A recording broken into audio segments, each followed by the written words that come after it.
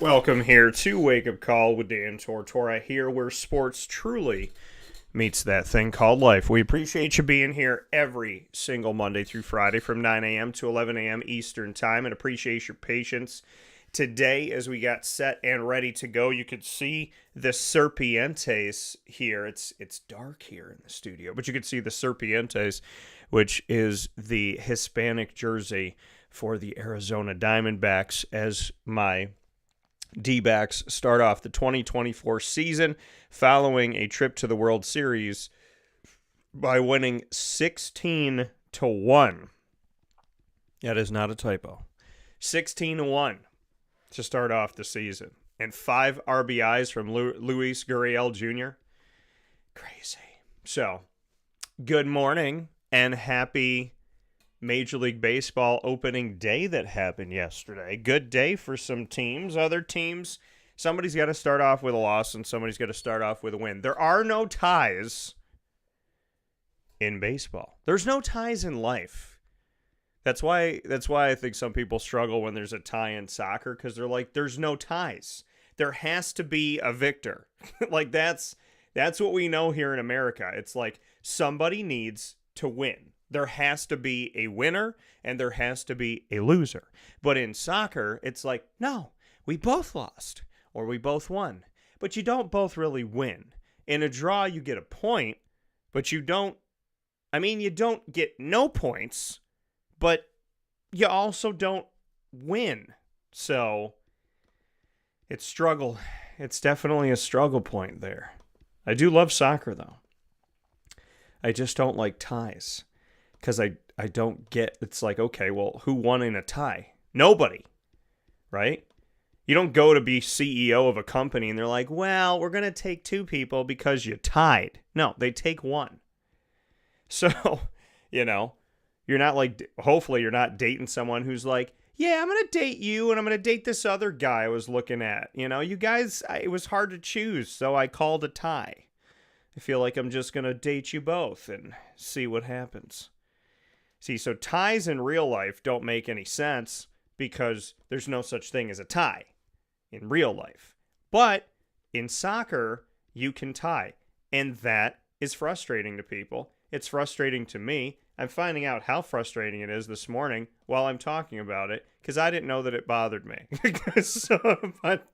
But I guess it does, enough to talk about. Good morning, everybody. I hope you're having a wonderful morning. Maybe it's the annoying moment of the week. Maybe it's part of it. So thank you for joining us here on Wake Up Call with Dan Tortora, where sports meets life. You're with us worldwide. We're all over the place, thanks to the wonderful positivity of the internet and thanks to the wonderful places that have allowed us to have our show there. So I appreciate it very much so on Facebook.com and YouTube.com, both / WakeUpCallDT, and on WakeUpCallDT.podbean.com. So however you're listening, thank you so much for tuning in to Wake Up Call with Dan Tortora, Monday through Friday from 9 a.m.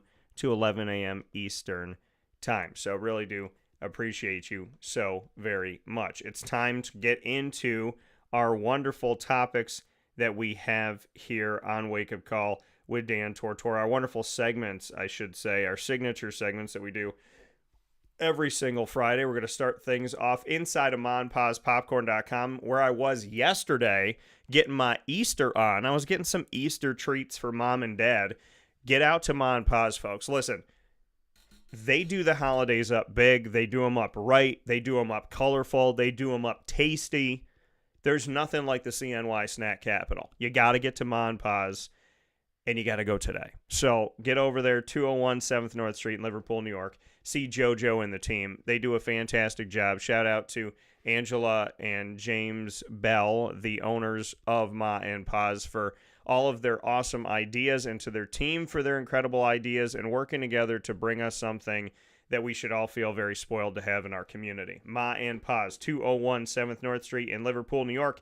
Get out there today and get your Easter done right, as well as just pick up some snacks. You got to get some good stuff for the house.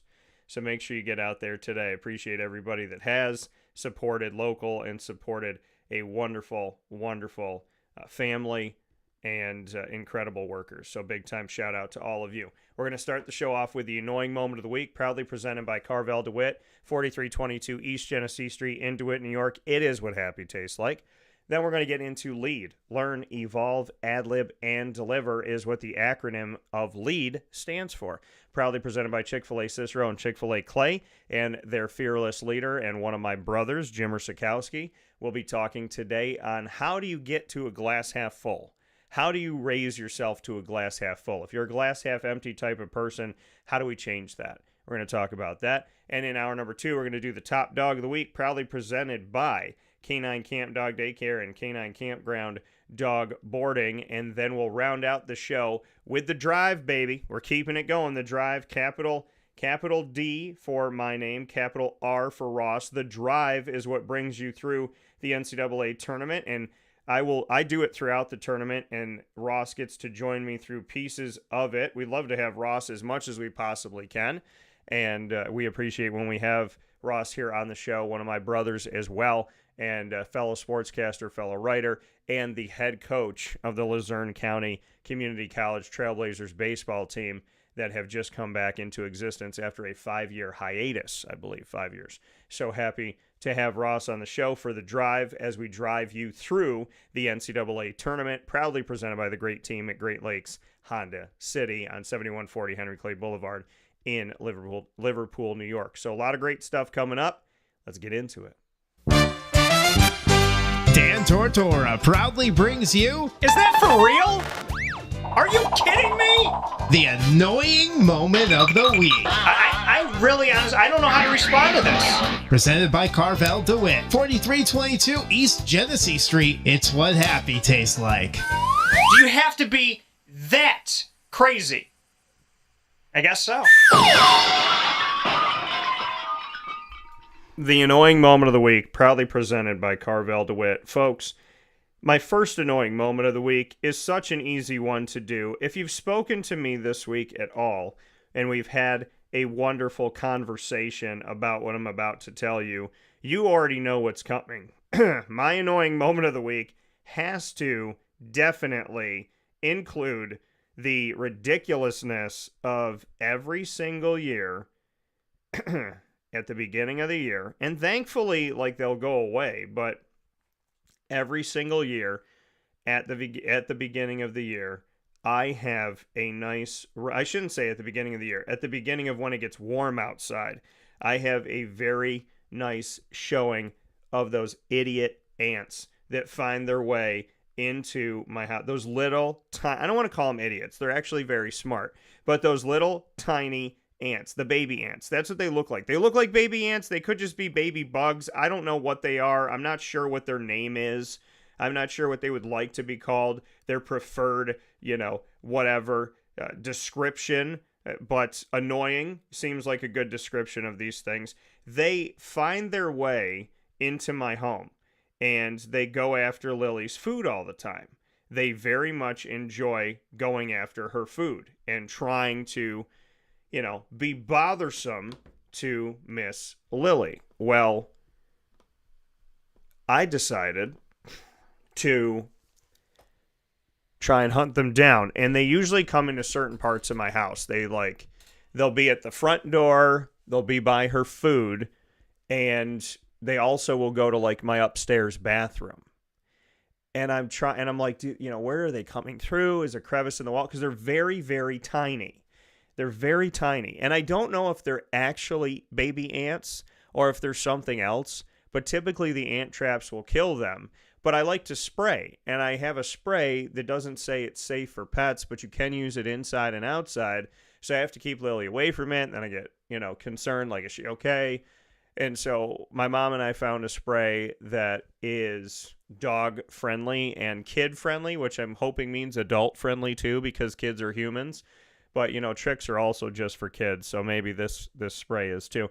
But so I sprayed it, and I sprayed it in a bunch of different doors, opening areas, and where I think they were coming in the kitchen. So I sprayed them in all those areas. And I thought to myself, I'm like, okay, well, this spray is safe for dogs and it's safe for people. So, it must not have an aroma. I didn't spray a ton of it. I just sprayed a bunch of areas on like the same floor. And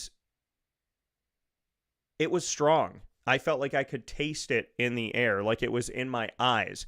So then I was worried about Lily, and then I had to open up a window to do all this stuff. But when I was spraying the front of my house, there's a step going into my house, and I picked up my mat, and there was a ton of them under the mat. So I sprayed them. So now they're all like laying there, and I don't want to hear from PETA or anybody going, these ants have rights. Yeah, not in my house. They do not have rights in my house. That is sovereign territory. Okay? I don't go to their hill. They don't come in my house. But I think I accidentally went to their hill because I started spraying the step, and there's cracks, or not cracks, but there's like openings, underneath that. And as I was spraying it, they just started to like spew up. And I was just spraying them like crazy, and I must have killed like 100 of them. And do I like the killing of insects? No. I just have a rule of if you're in my house, you shouldn't be in my house. You just shouldn't be. I don't go sit in spider webs. I don't go rest on anthills. Contrary to public belief, I don't go into hives and tell them that the honey could be better this year, but they like building in my grill. So all I have to say is, to the insects that have decided to try and make my home their home, or the outside of my house their house. Good morning, Delrina. Good morning to everybody out there. I am not a fan. Okay, and I just, and like they try to get around her food, like Lily's food, and they bug her. Well, they bug me. I don't know if they bug her. I hope they don't bug her, but they bug me. And I know it's funny how we describe as an adjective what they are as a thing. Like, a bug bugs me. That's what bugs do. They bug you, right?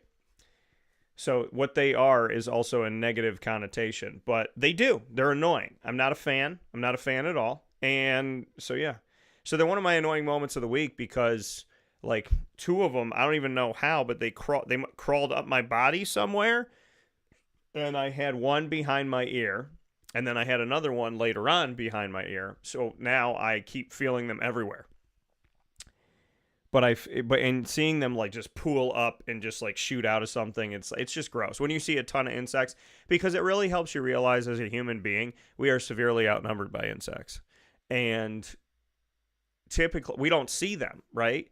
But like if you look closely in your backyard, and good for them, and they don't bother me, and I don't bother them outside, for the most part. I don't think they bother me. But, I think most of them leave you alone. But when you step in like my grass, there's like insects everywhere. It's like a billion grasshoppers. And you're just like, what is I feel like my land is mating land where my home is, because there's so many grasshoppers, there's so many bunnies, there's so many bees. I just feel like I have fertile land. I mean, I'm not saying that God would ask me to build an ark, but if he did, I would imagine it has something to do with my backyard. Hopefully something to do with my morality and the way that I've lived my life, but also because my backyard is very fertile for the continuation of existence of God's creation, because they seem to flock to my home. Which is funny because I don't have any human children, but I have a lot of animal and insect children. So they're there, man. They're there. They're like, how many bunnies do you have? I'm like, probably 47. Started with 2. God bless them, They wanted to have a family, and a family they have had. So we'll say that. My other annoying moment of the week is, one of the things that really bug me is, and I'm not against Major League Baseball TV. I'm just against the fact that, like, ESPN and Fox and all these networks, they pay for all of these games, right? They pay for college basketball, and they pay for the NCAA tournament after the college basketball season, regular season is over. You know, we watch all these tournament games and all these conference tournament games for the most part. And then you have opening day of baseball, and one game is on linear television. 2 are postponed, so there's 26 games on. Now, granted, the Yankees are on the Yes Network. The Mets would have been on something, but what, SNY? But there was only one game on linear television. One. And to me, it's like, how do you celebrate opening day with one game? Happy opening day! You can watch the Cubs and the Rangers. Nobody else. That's it. Or you can spend $180 and buy the MLB package. And there's a part of me that wants to buy it. There's also a part of me that just wants to get the free trial and watch the Diamondbacks for a week and then be like, okay, thank you. So, but, you know, it's just, I mean, that frustrates me, man. Because I feel like I understand they can't show every single game. I understand there's 30 franchises. Each of them play 162 games. I understand that we can't watch every single game.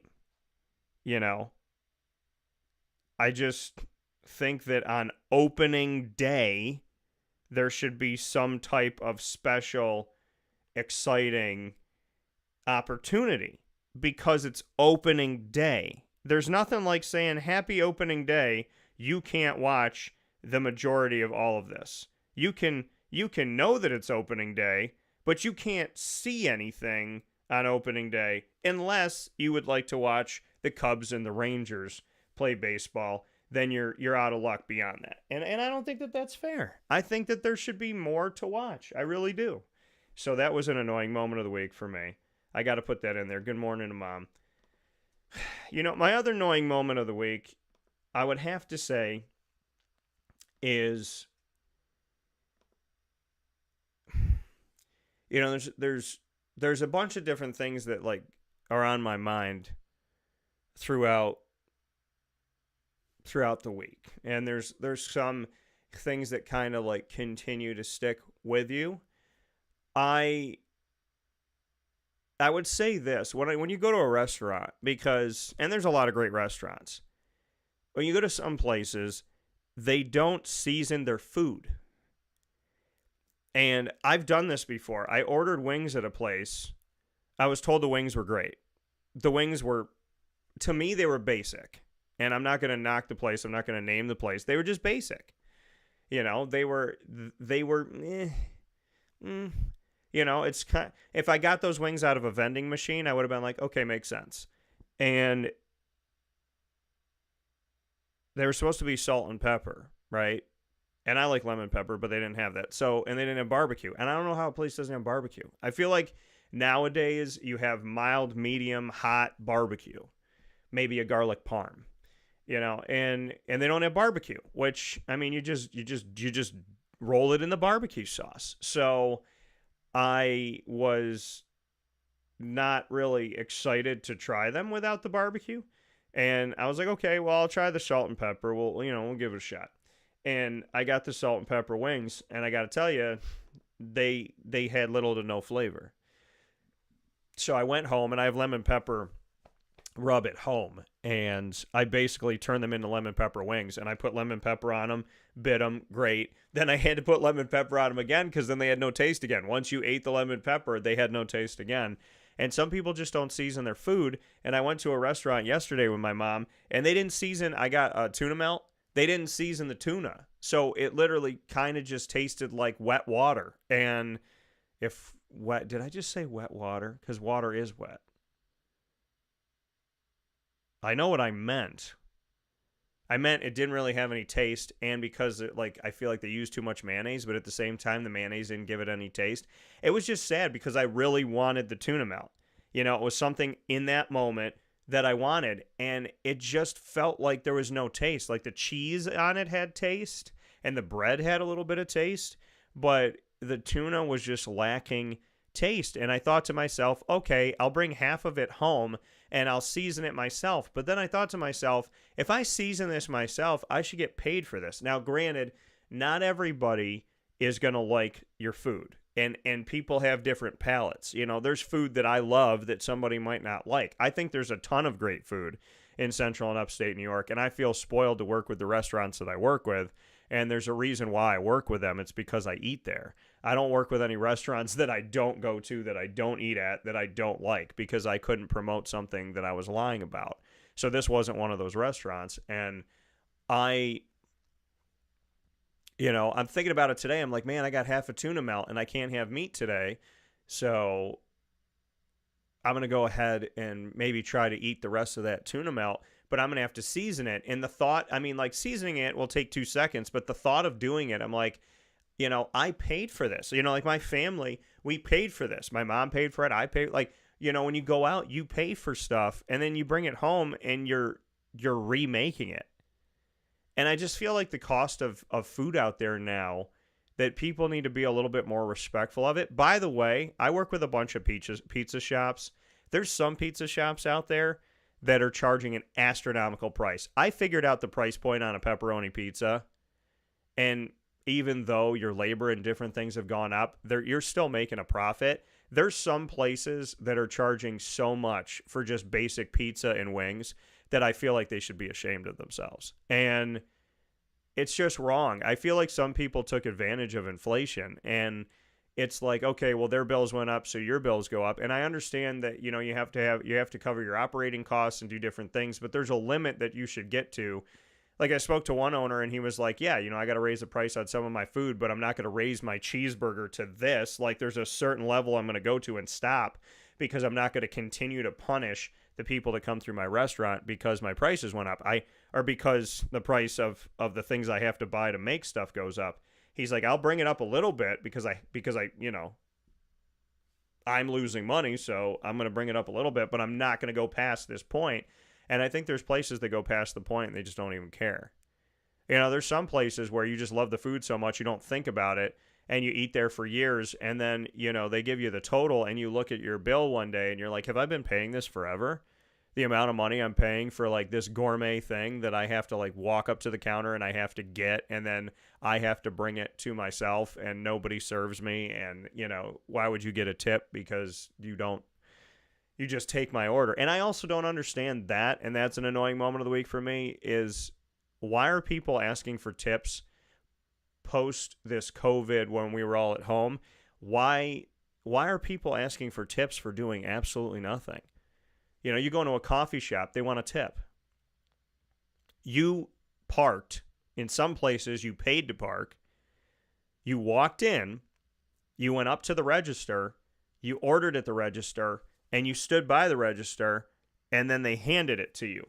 They don't necessarily have to take more than 10 steps to make your coffee and give it to you. And they're like, would you like to give us a tip? No, I wouldn't. And I feel like at some places, like, you feel bad. And I'm like, why do I feel bad? You know what I mean? What am I tipping? There used to be this thing in society where you tipped people that had to physically move. They had to come to you, right? You tipped servers for going back and forth, back and forth, back and forth. You didn't tip a server for picking something up at a drive-thru. And, I just feel like we need to be respectful of each other, and there's certain things we shouldn't ask for. And I think asking for a tip at a coffee shop is insane. And I think that, because, and it's not just, I don't want to say like coffee shop, because it's not just it's anywhere. It's when you do all the work, why are you tipping? Why are you tipping? You walk into a place and it's like, you feel bad if you don't give a tip. I think one lady looked to see if I gave her a tip. I think she looked at the thing and then she put it away. And I was like, why am I going to tip you? I walked up here. I ordered my food and you stood there. You didn't even, you had to literally take it and heat it up. I just feel like we're paying money for things that I used to do for free. And that's what I'm really trying to say. Like when I worked at a grocery store, when I worked at Wegmans, I had to know the codes to things. I had to be able to bag you efficiently, quickly, and I went at a pace where I feel like it was fast enough. Like someone was like, well, we're trying to get a record, okay, who's the fastest bagger? And I'm like, well, I'd rather bag it right than bag it fast.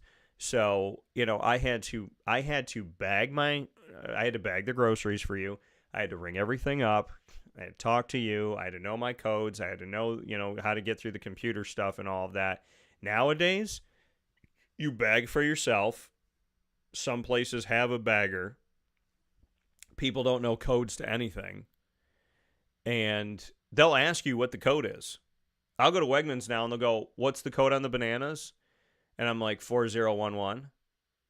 And I print out the stuff so they don't have to look at it, or so that they don't have to do anything, because gosh forbid people have to remember anything. And this is not a knock on Wegmans. I'm saying in general, I go to Wegmans a lot because I like Wegmans, but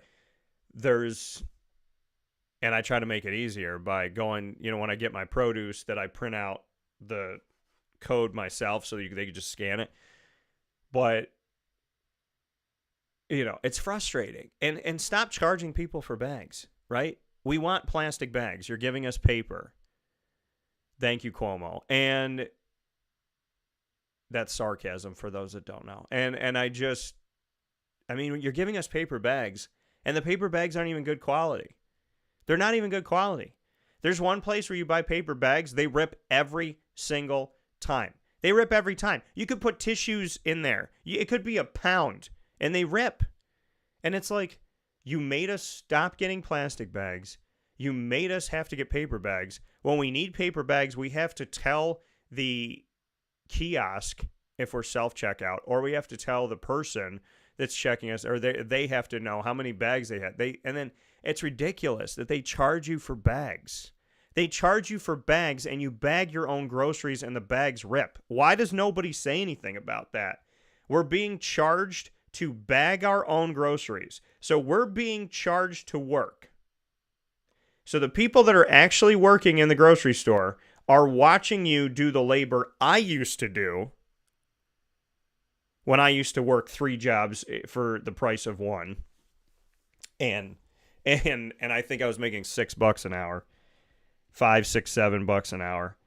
And I look back on that and I say to myself, from then to now, I am getting charged to bag my own groceries.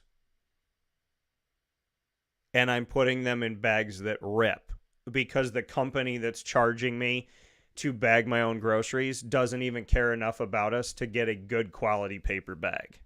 Remember the Wegmans paper bags of old? Those things could carry a turkey by themselves, and you're like, how is this thing not ripped already? How's my turkey not rolling down the freeway at this point? But nowadays, these paper bags are trash. Targets are nice. I am going to give Target credit, because Target does not charge for bags, and they have handles on their bags. And I think once Target charges for bags, it's another sign of the apocalypse, because everybody else is charging for bags. And and the thing is like, I just want to put no bags. When you get bags, I just want to be like, no, I'm not giving you more money. Like, you're making me pay more for my groceries. My groceries that cost me $56 cost me $82 now. You're not getting 5 cents per bag. You're already getting almost $30 more. So go do something with that $30 and have a fantastic day. But I do like seeing some places like Wegmans did a commercial saying we're going to be lowering our prices again. You remember when Walmart had rollback? Remember when they had that face that would smile at you and tell you that prices were cheaper? Remember the first week when DVDs came out, they were $14? Like, how about Walmart does the rollback? How about Wegmans prices go down? How about Target's prices go down? And because the price on dog food is stupid. And really, inflation, that's what we did. During COVID, Lily's dog cookies, I think, went up $2. And at least I think they're up $2. I think they went from $2.99 to $4.49 or $4.99. Hopefully it's $4.49. And her food went up. The bag that was like $13 is now $15 or $16.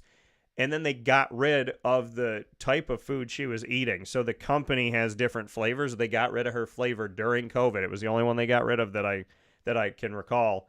They got rid of her flavor, and they upcharged. And they charged more for her cookies. And I'm like, this is ridiculous to me. If Lily could talk, she'd be pissed. She actually does talk like that. When she wants food, she does make noises like that. So maybe I have to have her call the next time I speak with those dog food companies out there. But yeah, it's annoying. It's annoying that you and I have been asked to pay more, and we're bagging our own groceries, and in some cases, we're losing products that we bought. So we're not getting the same products. We're not getting the same ingredients. We're not getting the same prices. And we're bagging ourselves. We're bagging everything ourselves. You know, I feel like we need to call it out. It's stupid and it's ridiculous. You know, and just, oh, well, you know, it's 2024. Things go up. You know, steady inflation. Gotta be ready for. It's like, no. Okay? No. Families don't need any more of this. It's like, hey, you're of the 1 million plus that died during COVID, you guys made it. And as a present for making it, we're going to charge you more money. As a present for getting through this really weird time in American society, we're going to punish you and tell you that for the rest of your life, we're going to make things a lot more difficult. And to me, that's rude. And it's wrong. And nobody deserves that. There's nobody out there that deserves that, to have to go and pay more. And for a while, I didn't see it. For a while, I felt like it didn't affect me. And now I go to the grocery store and I spend $70 and I'm looking at what I bought and I'm literally studying my receipt saying, okay, I got to figure out if this person charged me more somewhere along the way, because $70 for what I bought doesn't make any sense. So, and if it don't make dollars, it makes sense. I think a rapper said that. But what I do know is we should be keeping more of our money. We should be having more. It doesn't, you know what I mean? It's like, well, we're going to raise, what's up, Kenneth? Good morning. We're going to raise minimum wage. Well, you also raise the prices of your stuff. So your workers might be getting paid more, but it's costing me more to shop there. We just need to care. We need to work together, and we need to find solutions together. And we need to stop just expecting everybody else to pick up the buck that we're passing. That's not how life should work. You pay it forward, not backward. That's the annoying moment of the week. Ants, high prices, bagging my own groceries with bags that rip. There you go, folks. We'll take a step aside for a fast break. And when we come back, we'll have lead, learn, evolve, ad-lib, and deliver. This has been the annoying moment of the week, proudly presented by Carvel DeWitt, 4322 East Genesee Street in DeWitt, New York. It is the longest-standing Carvel franchise in the continental United States. Get yourself out there today and experience what happy tastes like. We'll take a step aside. We'll be back right after this. Hi, this is Amy from Mother's Cupboard, home of the whole frittata. We are open daily 6 a.m. to 1:30 p.m. For takeout orders, call 315-432-0942 and tune in to Wake Up Call with Dan Tortora for our monthly food challenge, and try our Wake Up Call signature menu item, available 7 days a week. Here at Mother's Cupboard, we are Central New York, and it's our honor to serve you. Ma and Pa's Kettle Corn and Popcorn Factory remind us that every day is worth celebrating at 201 7th North Street in Liverpool, New York. Open Monday through Saturday in-store and always online at maandpaspopcorn.com. Serving our Central New York community and beyond, order anywhere, anytime at maandpaspopcorn.com. Stop in to get a tin at Ma and Pa's on 201 7th North Street in Liverpool, New York to get your half-price refills for the rest of your life. Come to Ma and Pa's for your holiday gift giving for family, friends, employees, and clients. And remember, for fundraising and events, to call 315-450-6272. That's 315-450-6272. Ma and Pa's Kettle Corn and Popcorn Factory. How corny are you? This is Jimmer Sikowski, owner-operator of Chick-fil-A Cicero, 7916 Brewerton Rd in Cicero, right in front of the Home Depot. I had a deep feeling that God wanted me to do something bigger with my life and to help people, help others. He kept putting Chick-fil-A in my life, and I realized as I was going through the franchise selection process that positively impacting the lives of others was really core to what we do here at Chick-fil-A. First of all, it starts with the food. The food is brought in fresh daily. We bring in local produce. We prepare to order in the kitchen. We hand bread our chicken. We hand spin our milkshakes. It's great food. It doesn't taste like fast food. I think the second thing is the way people feel when they come in a Chick-fil-A restaurant. It's different. We try to treat people with intentional kindness here, which is very different and deeper than good customer service. And so I think it feels remarkable for most people to come in a Chick-fil-A restaurant. And then lastly, the impact that we try to have in the community is very different.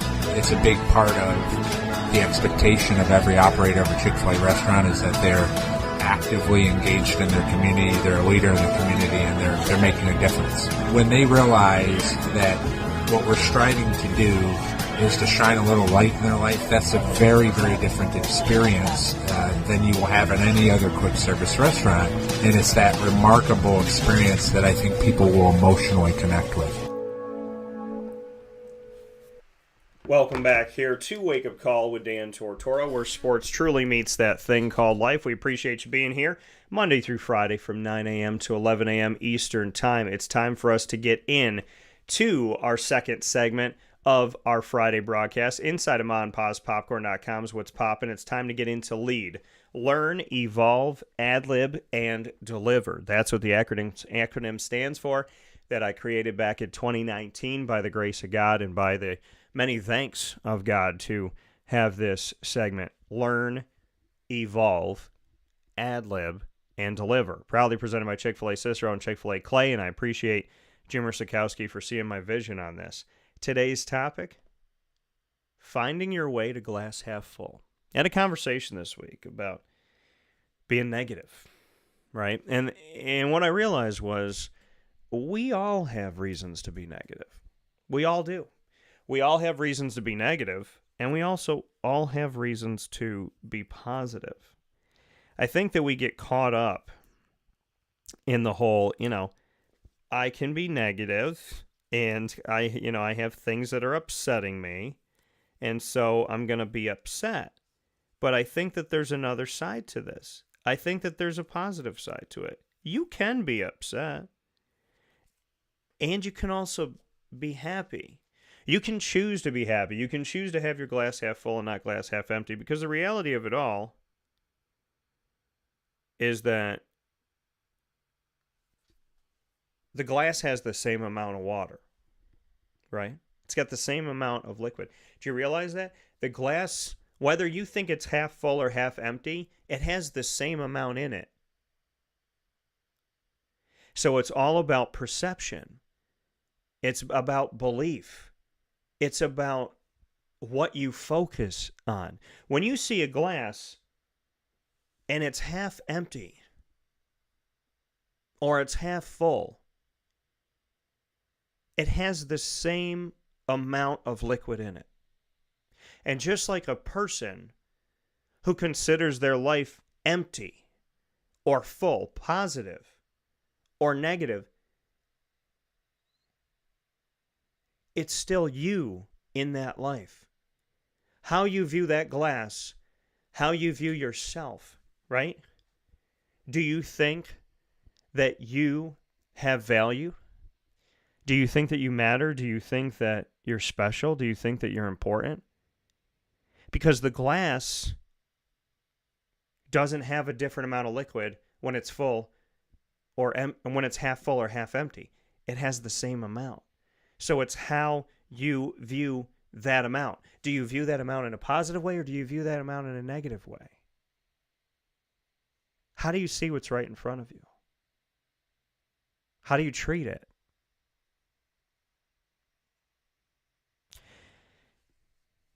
Some of us think that negativity is put in our blood, and it's not.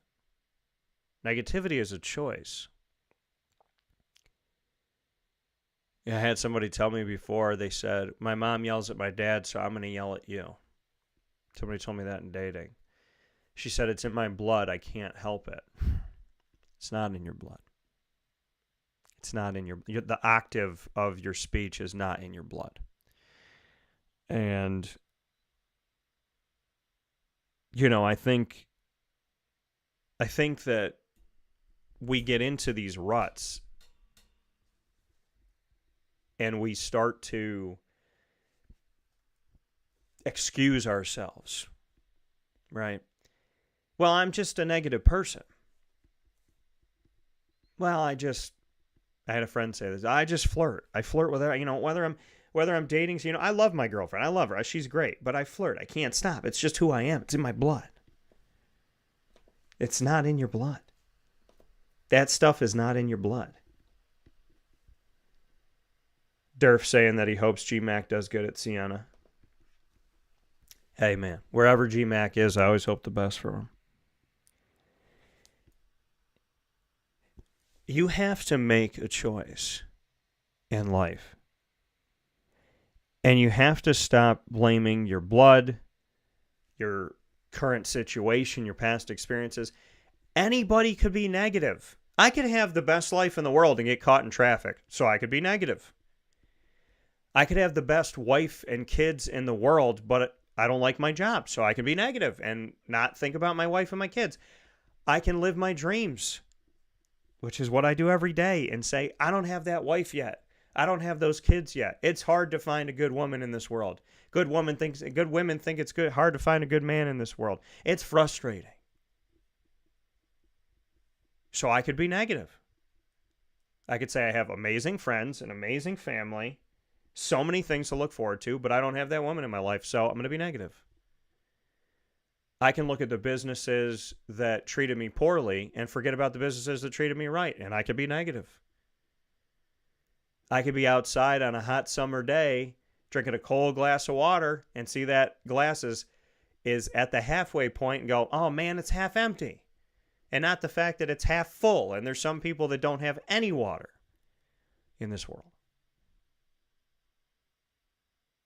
Everything, when it comes to positivity and negativity, it's not what your blood says. It's not what your mom said or what your dad said. It's not your girlfriend said and your boyfriend said and your friend. No, it's your choice. You have a choice. And I'm not trying to be hard on anybody because I have my moments.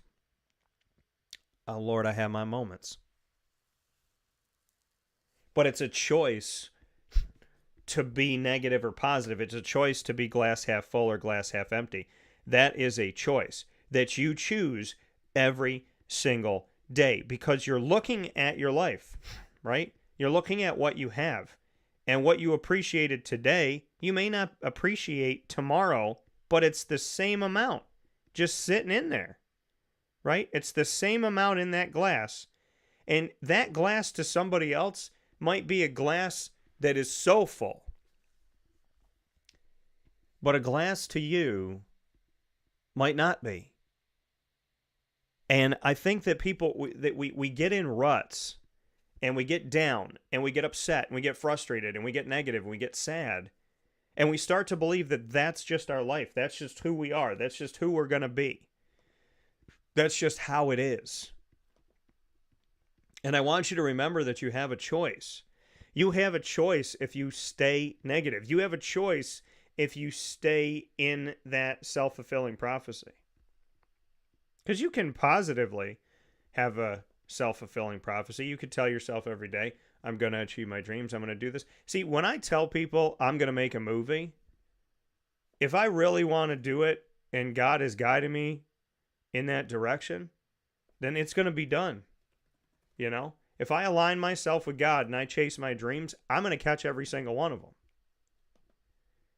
So when I tell somebody I'm going to do it, it doesn't mean like, oh yeah, that's cute. Like Dan's got high hopes. That's great. He'll land somewhere far below. No. I don't land somewhere far below anything. I go after the things that I want in my life. I trust myself. I'm working on trusting God more and having that faith that I talk so highly about. And putting myself out there and giving my absolute all to the things that I care about and to those that I care about and to myself. Take care of myself. I believe. And when you believe in yourself and you believe in God and you believe in just the positivity of life, the opportunity of life, life is going to get every single one of us down. But I want us to stop saying that we're just down because we're meant to be down. We're just down because that's what our life is. Other people's lives are great and our life is just not great. And that's the life that God gave us and that's the one that we have to live. No. God did not create you to be sad. He didn't create you to be depressed. He didn't create you to be angry. He didn't create you to be anxious. He didn't create you to be hateful. He didn't create you to be pessimistic.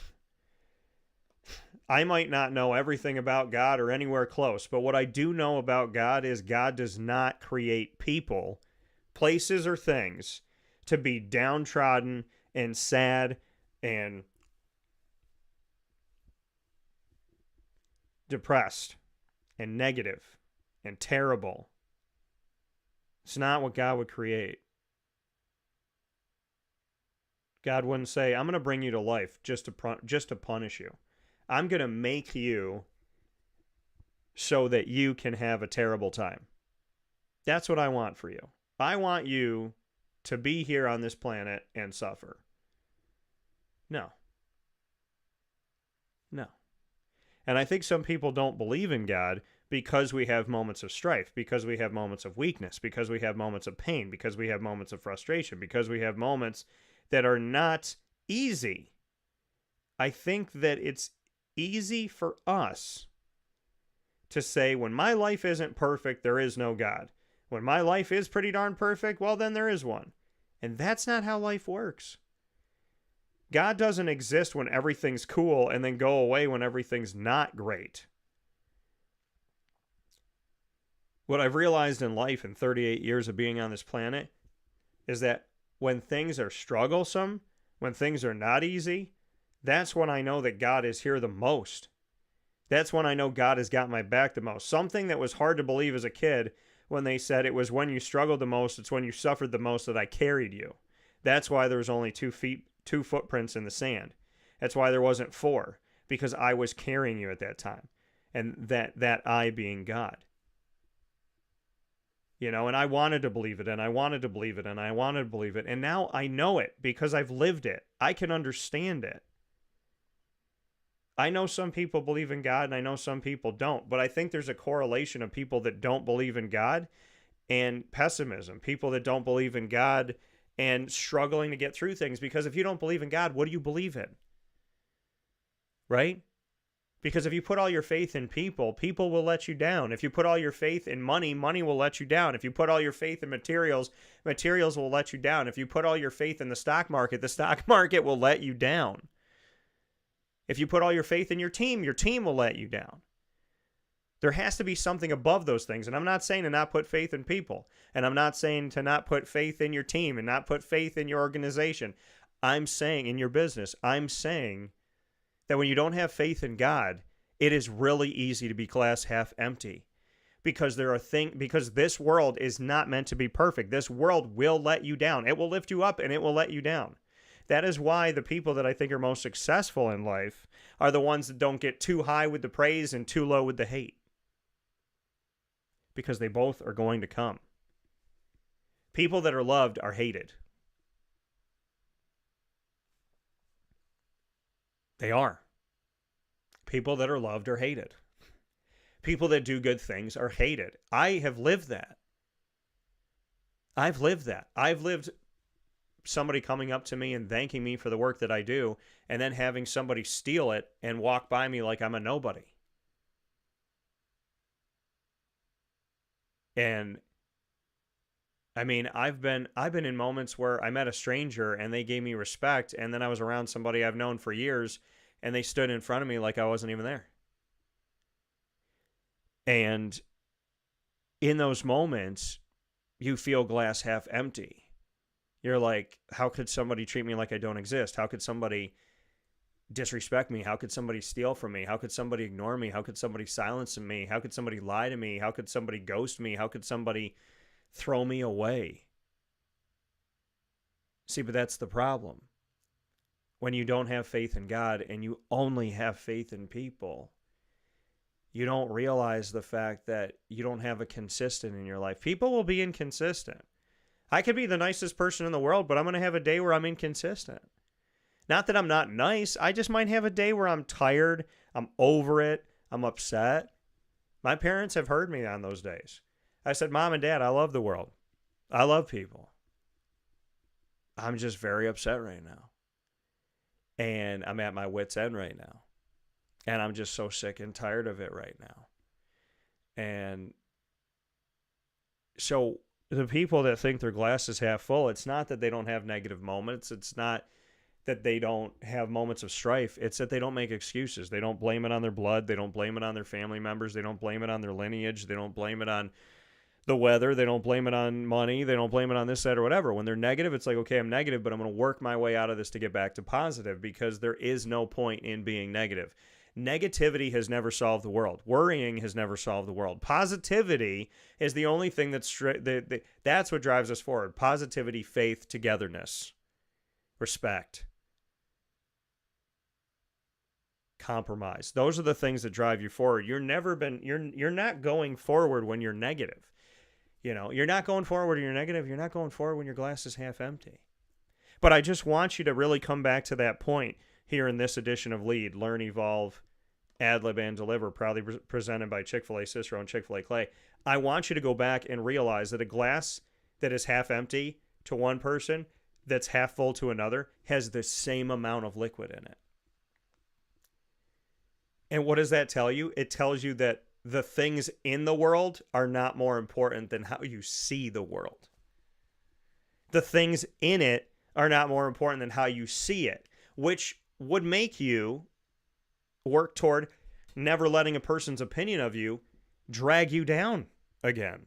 Because if the amount of water of half empty and half full is the same, then we're all looking at something that we're seeing in a different way, which shows you that the way you view life and the way you treat life and the way you respond to life is far more important than what life gives you. Because if life gives you a glass that has half liquid in it, you decide it's full, others decide it's empty, but it's the same amount. So it's not the things that are presented to you in life. It's not the things that exist in life. It's how you view your life. Some people are just happy to have water. Full, half, 3/4, 1/4, 1/8, 1/32. They're just happy to have water. I love water. And when my glass is halfway, I fill it up. I take what's in it that's positive and I put more positive in there. So why don't we start? We all have these cups, right, that keep the cold cold and the hot hot. We care about these cups. And we fill them up when they're empty with the things that we like. Mine's full right now.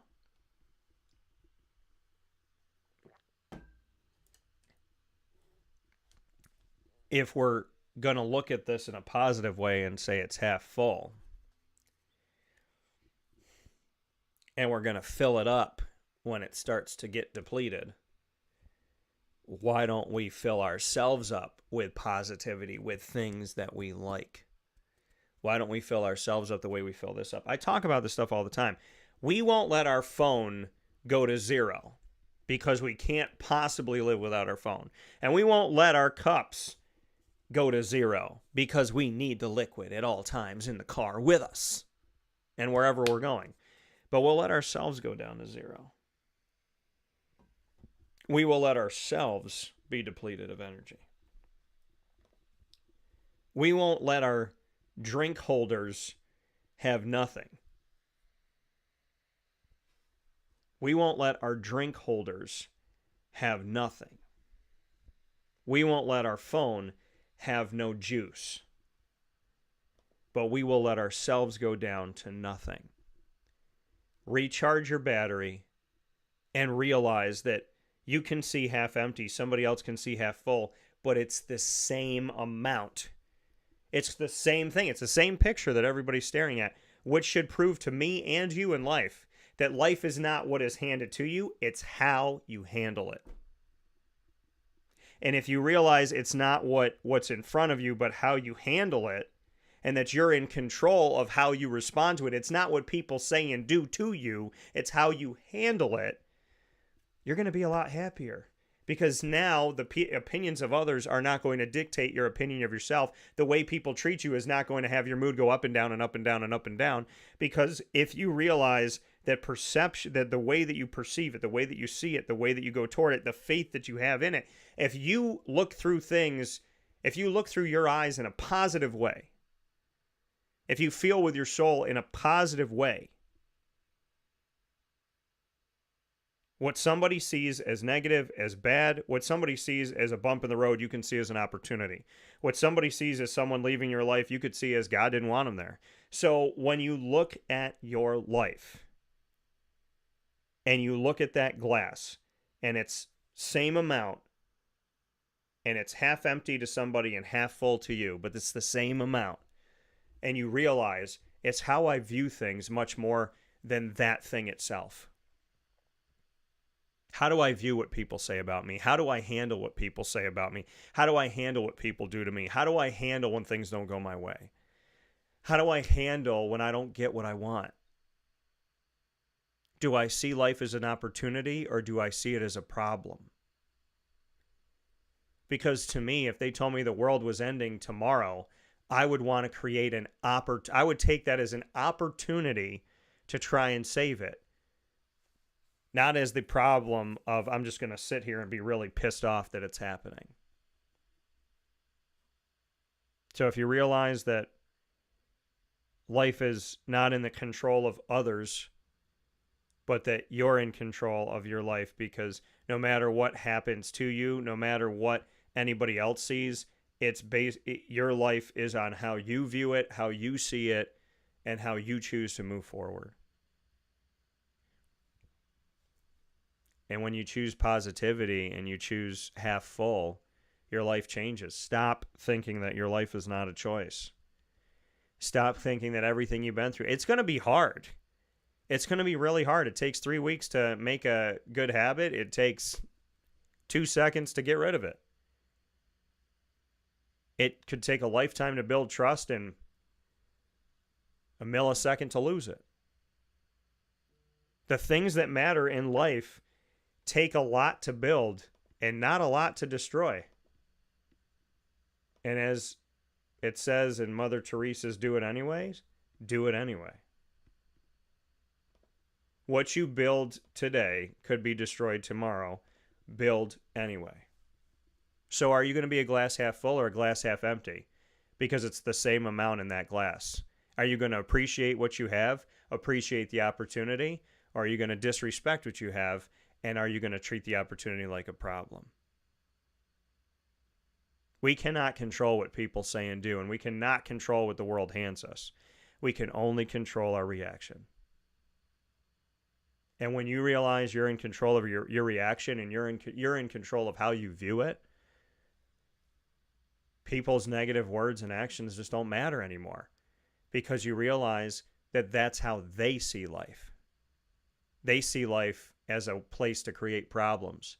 If you see life as a place to create opportunity, that person isn't for you, and their opinion does not matter because they are only on your path to stop you. And shame on any of us that allows anything to stop us from doing something good in this world. So stay half full, my people, and stay blessed. God bless you all. We'll take a step aside. Lead, proudly presented by Chick-fil-A Cicero and Chick-fil-A Clay. Today's topic, finding your way to glass half full. Understanding that you're in control of how you view your life. Stay positive. I know it's hard. I know it's hard. But life is so much better when you stop letting the words and actions of other people dictate how you view yourself. Because not everybody's nice. Not everybody's a fan. And even the most talented, incredible people on this planet They get the most hate. Think about that. The people that are most well known are the people that are also hated the most. Why do you think that is? Why do you think that is? The people that have the most notoriety, that sell the most tickets, are also the people that are hated the most. Sometimes they're hated more than people that do bad things. And why do you think that is? Because people that are out there chasing their dreams and catching them and succeeding,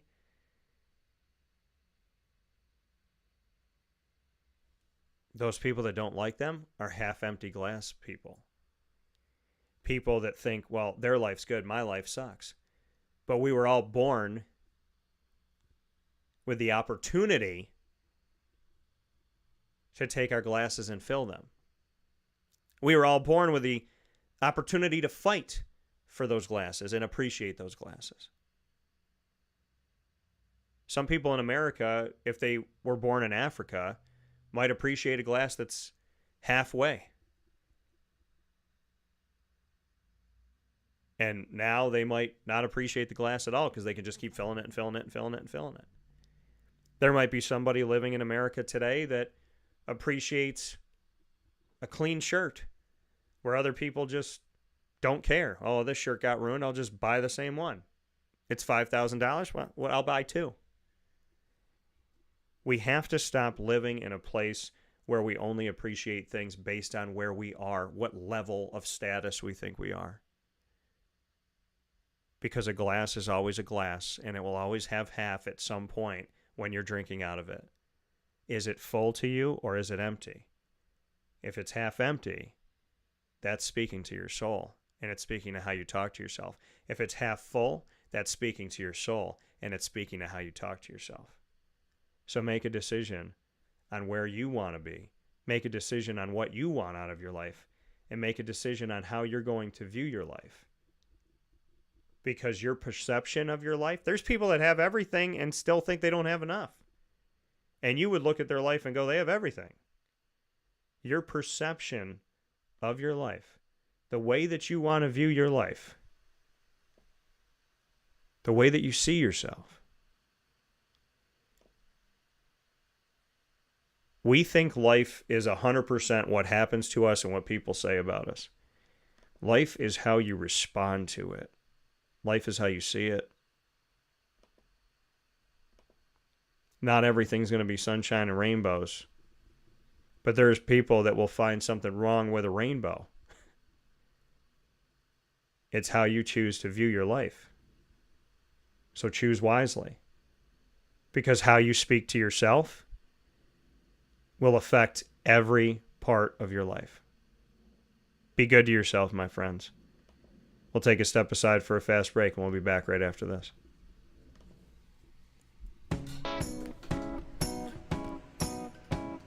In these unique times, there are those in our community that give us a sense of normalcy and positivity. Pizza Man on 50 Oswego Street in Baldwinsville has been here for you for over 35 years and is here now.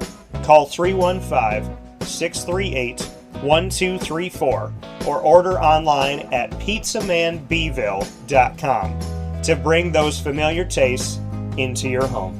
And remember to come see our monthly on-site broadcasts centered around the community and our Baldwinsville Bees.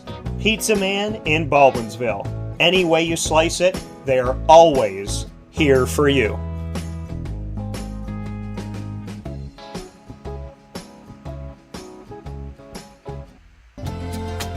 Looking for your next ride? Look no further than Great Lakes Honda City, located on 7140 Henry Clay Boulevard in Liverpool, New York. Serving our community for decades, their new and pre-owned vast array of vehicles are available to you Monday through Saturday on site. To search from home, shop at GreatLakesHondaCity.com. Call 315-365-5576 to set up an appointment. That's 315-365-5576 for Great Lakes Honda City, 7140 Henry Clay Boulevard in Liverpool, New York. Great cars, great people, Great Lakes.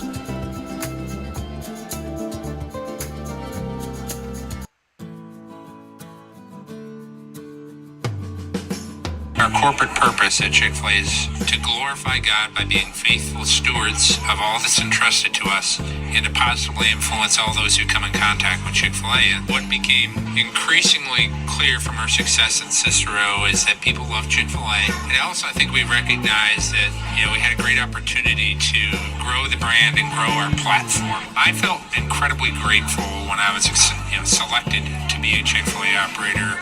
I think what it's meant for me, what I've come to realize on a very deep level is that this is a calling for me. It's not a career. It's not a job. The Lord called me to be a Chick-fil-A operator and to use these restaurants to glorify Him and to positively influence other people. I'm blessed. I'm very blessed. Head to Chick-fil-A Clay on 3974 State Route 31 in Liverpool, New York. Welcome back here to Wake Up Call with Dan Tortora, where sports truly meets that thing called life. I appreciate you being here every Monday through Friday from 9 a.m. to 11 a.m. Eastern Time. And thank you so much for being with us on all of our channels, all of our outlets, our podcasting platforms. Of course, wakeupcalldt.com, where you can find everything. One area, a.m. to 11 a.m. Eastern Time, and every other opportunity that we get to hang out with each other when we do our on-site broadcasts as well, on-site on location, when we go out to places like Avicoli's, as well as the Wildcat Sports Pub and Pizza Man Pub. So thank you for your support. Thank you for just being awesome. And, the conversation we were having before the break in lead, life is hard. It's hard. It's not easy. But I want you to stop making excuses, and I want you to strive forward. I want you to think about what you can do to get a little bit better today. Stop trying to solve the entire mountain and just try to climb up one more rock. And let's see how far we get together. With that being said, it's time for the Top Dog of the Week. Top Dog of the Week, proudly presented by the fantastic team at K9 Camp Dog Daycare and K9 Kampground Dog Boarding, as we get set to have Ross Turetsky on the show in just a moment. My top dog of the week, man, we had some really awesome games, didn't we? But I got to give out, I gotta shout it out, man. I have to shout, this guy has been a man of faith. He has been somebody that's treated me with respect. He has given his blood, sweat, and tears. He's been disrespected. He has been pushed down. He has been treated like he was a glass half empty. And now he's in the Elite Eight. What's up, my man, Joe? Joe Girard III. That's my top dog of the week. Joe Girard III from Glens Falls, New York, out here winning a state title in high school, then coming to Syracuse and having moments where the fans loved him and having moments where people booed him in the dome. And then when he left, some people said, how dare you? How dare you, Joe?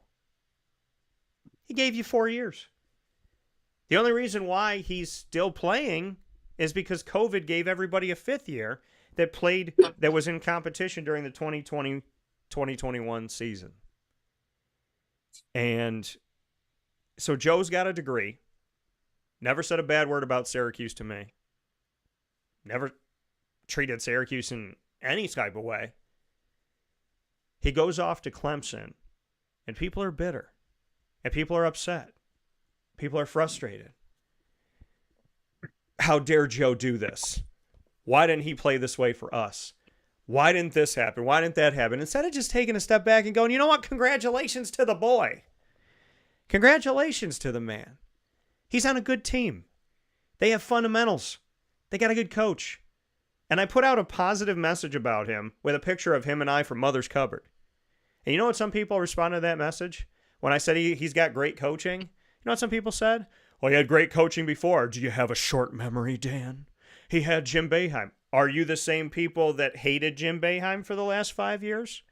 Because if you read the message should have had no negativity. Shout out to Joe. Love that he played for my hometown. Now the boy's out there doing his thing somewhere else, and I'm super, super happy and proud for him. How people can be negative is because they're bitter. It's because they're bitter. You didn't want to date. This is how I look at it figuratively. You didn't want to date Joe. You didn't want to bring Joe to the prom. But then Joe got all dressed up, and Joe came out there and started spinning a girl around and having a great old time, and you sat there drinking your punch going, well, I can't believe that Joe didn't bring me. You didn't want to go with Joe. You didn't want to be a part of Joe's trajectory. Joe Girard III is not the problem. Your negative attitude and, quite honestly, your jealousy is the problem. So I'm going to stick up for Joe because if you see something, say something, right? And I don't like when people talk about people that are good people. I don't like when people talk about people in general, but when you talk about a good person who's done nothing to you, everybody wanted to love Joe. Then some people wanted to hate Joe. Now some people are really happy for Joe. Most people are happy for Joe. And other people are mad at Joe and they're attacking me to get to Joe. I'm going to tell you something. It ain't going to work with me. And it ain't going to work with Joe. Because whatever people have said or done, he's in the Elite Eight. His team's in the Elite Eight.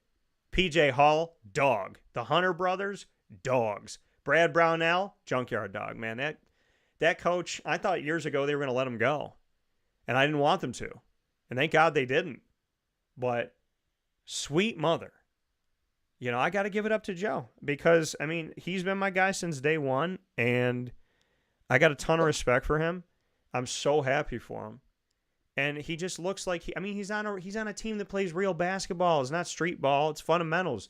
They're good inside. They're good outside. They're multi-layered. If something doesn't work, another thing can work. They make smart decisions. Remember his pass up court yesterday in the game? He's three-quarter court. He sees something in front of him. He just, boom, sends the pass and stops like he knows where it's going, like a quarterback that knows he's about to throw a touchdown. Hunter grabs it, goes to the basket, in transition, gets fouled, makes the layup. Joe's my top dog of the week because this community and any community, if you got anything bad to say about Joe, it's because you're jealous. Because that dog is barking all the way to the Elite Eight. And shout out to, and it's not just Joe. I'm just shouting Joe out because he's one heck of a player. He's one heck of a person. And he's somebody that has always treated me with the utmost respect. I texted him yesterday, congratulations. He got back to me within seconds. So, Joe, you're my top dog of the week. Keep kicking tail.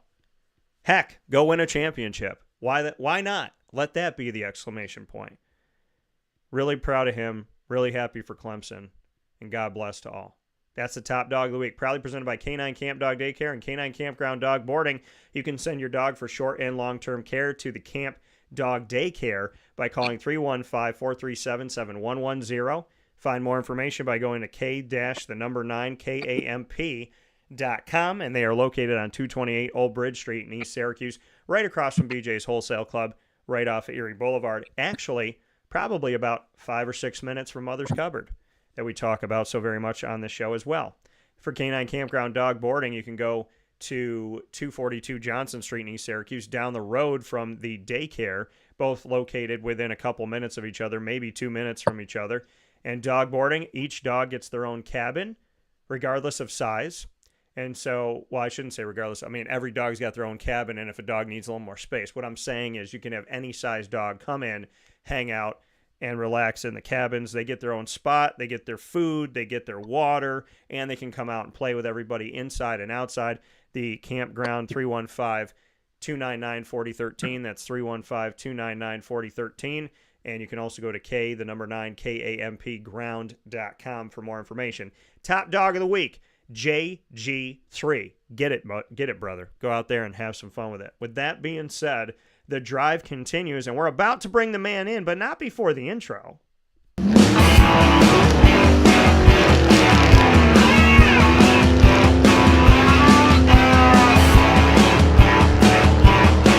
That's right, baby. It is time for the drive. The drive that's been with you for many years with my good buddy Ross Turetsky and myself, Dan Tortora. And I've been bringing you through the drive here on the show. And if we're talking about the tournament, we're calling it the drive. And if Ross can't be on that day, then we're doing it with him in spirit. The drive, D, capital D for my name, capital R for Ross. speaking on the 2024 NCAA Division I Men's Basketball Tournament, picture-in-picture, proudly presented by Great Lakes Honda City on 7140 Henry Clay Boulevard in Liverpool, New York. I am here with my brother, one of the best in the world at being a human, plus a good sportscaster, a good writer. To some of you, I think he's great. So I'm going to say great. You can say good. I'm going to say great. Pick your poison. And the Luzerne County Community College head baseball coach, Mr. Turetsky. How are you? Let's go, Yankees! It's funny how 5-4 win over those stinky, cheating Houston Astros. They're banging those trash cans. It doesn't matter. Juan Soto, our new addition, threw you out at home plate in the ninth inning. Saves the day. Yankees win. The Yankees win. 5-4. And shout out to your Arizona Diamondbacks, the reigning National League champions, trying to take the whole crown this year, win the World Series. 16-1, butt kicking of the Colorado Rockies, their NL West rivals, late last night in some West Coast baseball that I watched some of and had you in mind, thinking, oh, you're going to be pumped when you wake up and know that the Diamondbacks just got a big opening day victory. So both our teams won. There's more baseball today, and in the East Coast, 2 games that got rained out. Phillies are at home against the Braves. The Mets are at home against the Milwaukee Brewers. So baseball in Philly and New York today. And just excited. Major League Baseball is back and better than ever.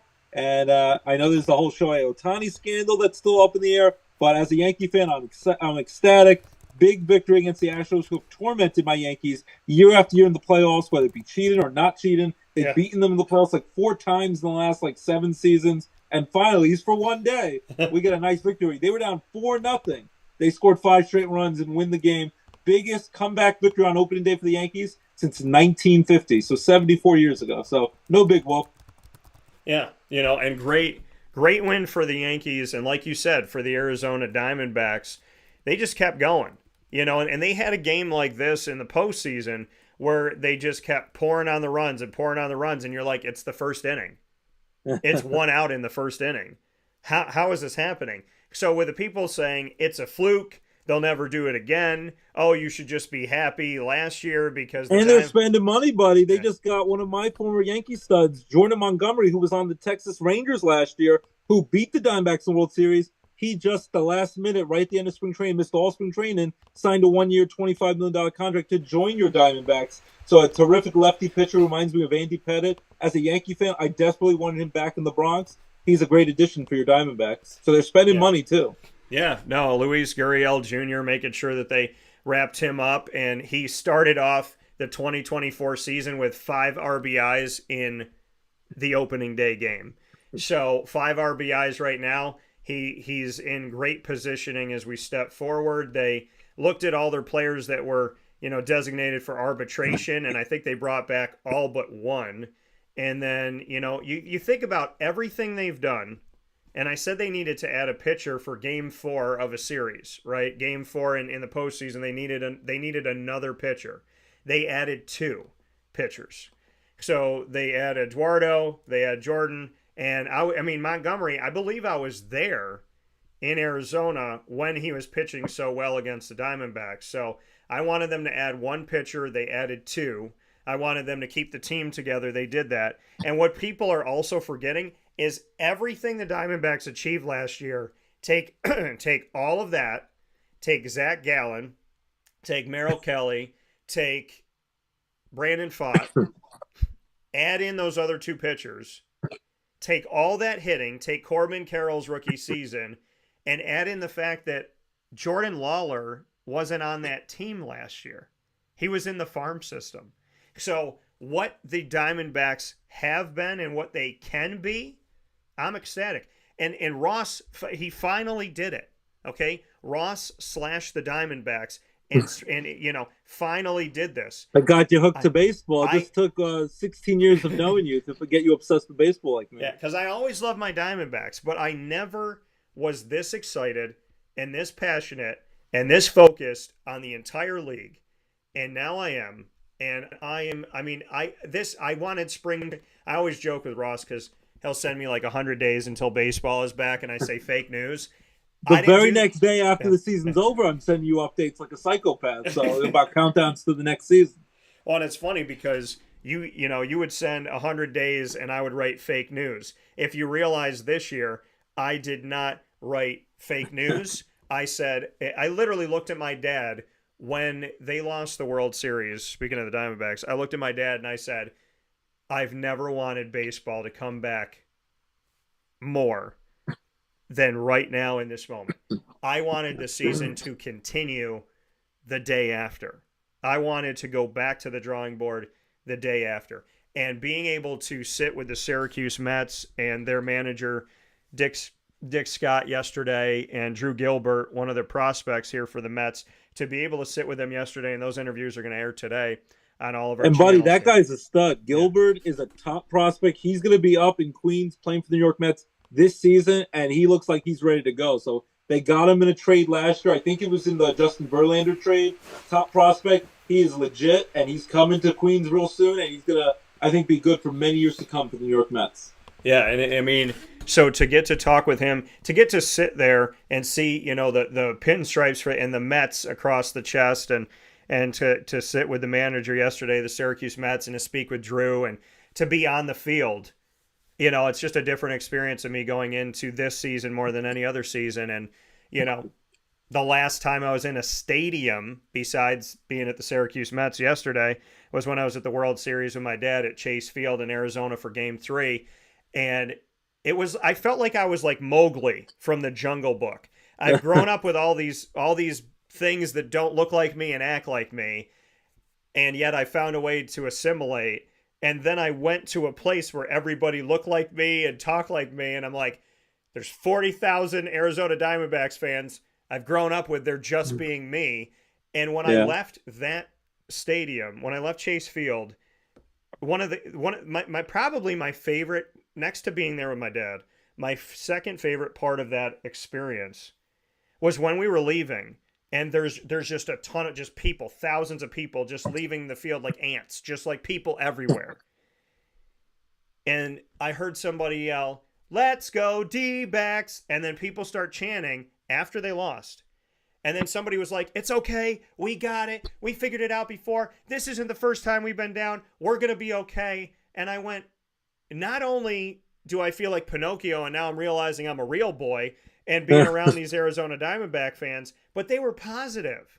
Yeah. And I looked at my dad and I was like, not only do I feel like I'm finally like this beacon of light, I finally have seen the other side of the rainbow, but they were positive in a loss. And that made me feel even better about the fan base that I've been a part of since they came into fruition, that the team that I love so dearly has fans that will defend them and love them even when they lose. That meant the world to me. And, so not just for the team and not just for me, but for the rest of the D-back fan base, I hope we get Arizona rocking again in late October, November this year. There's so much hope there, and the Snakes in Arizona, the D-backs, they're ready to go, and they added so many good players. They were good to begin with, so I'm excited for that. Just pumped for baseball. There's so many cool stories, a lot of great young players, guys who still haven't been called up yet, who are probably going to get called up later in the year, to make a big difference, but so many cool stories. We'll see if the Dodgers are the juggernaut they are, because they spent like $1 billion this offseason. We'll see. Yeah. You don't play it on paper. You got to do it on the field. The Dodgers, besides the shortened 60-game COVID season 2020, they have failed in the playoffs over and over again, no matter how much money they spend. If they continue to do that, the manager's jobs could be on the line, because they brought in so much talent with Ohtani and Yamamoto and all these guys. So that's going to be interesting to see how they gel. The Astros are always very competitive no matter what. The Tampa Bay Rays are always good no matter how little money they spend. The Pirates look like a nice up-and-coming team. That would be great, because they haven't been good for a long time. So there's so many cool stories, so many great young players. And I really, as a Yankee fan, just want to see Aaron Judge, Juan Soto together, see like a Roger Maris, Mickey Mantle, the M&M boys. To see those two together, it's going to be exciting. Giancarlo Stanton should have a big rebound season.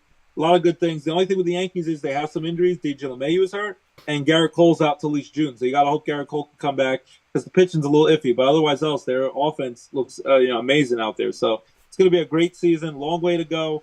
But you couldn't be happier for both of our teams, opening day respectively. Great way to begin the season. Yeah, opening the season on a comeback for you and a just almost 20 runs on my side. Wearing my Serpientes, by the way. This is I the like it. Hispanic Heritage Month when we flip to the Serpientes, which means snakes in Spanish. So on my beautiful, wonderful Spanish side of my blood to support this, and I have a couple Serpientes. My dad just like, I mean, he loves me and I love him. And in these last couple of years, my Arizona Diamondback wardrobe has gotten exponentially just insanely awesome thanks to Pops. And one of the greatest feelings in the world, and you can appreciate this from us connecting in this case, my dad is a Yankee fan. My grandfather up in heaven, God bless Pop Miller, he's a Yankee fan.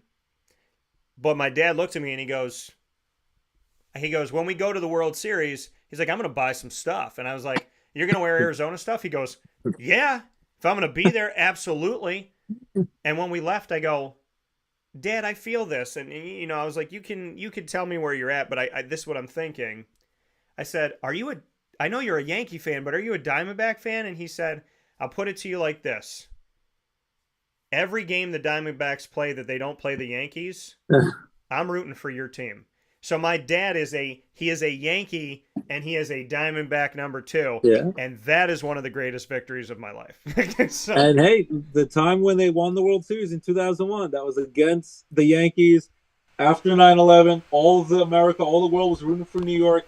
And it was an amazing 7-game World Series, great comeback victories late in the games, extra innings, Mr. November with Derek Jeter. But in the end, the Arizona Diamondbacks won against the greatest closer of all time, the only player to have every single 100% vote to go to the Hall of Fame, Mariano Rivera.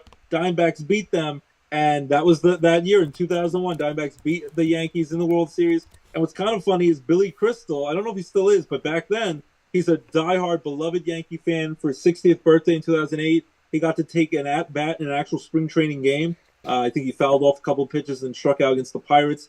And he's also, was a part-time owner of the Arizona Diamondbacks. So he was wearing Yankee and Diamondback stuff there at the World Series. Loves his Yankees since he was a little boy growing up in New York, but also was a part Diamondbacks owner, so he's rooting for them. So got to be torn that way. So, that will always be one of the most memorable World Series ever. And right now, the only one that they've won so far at Arizona, I think they're going to win more in the next few years.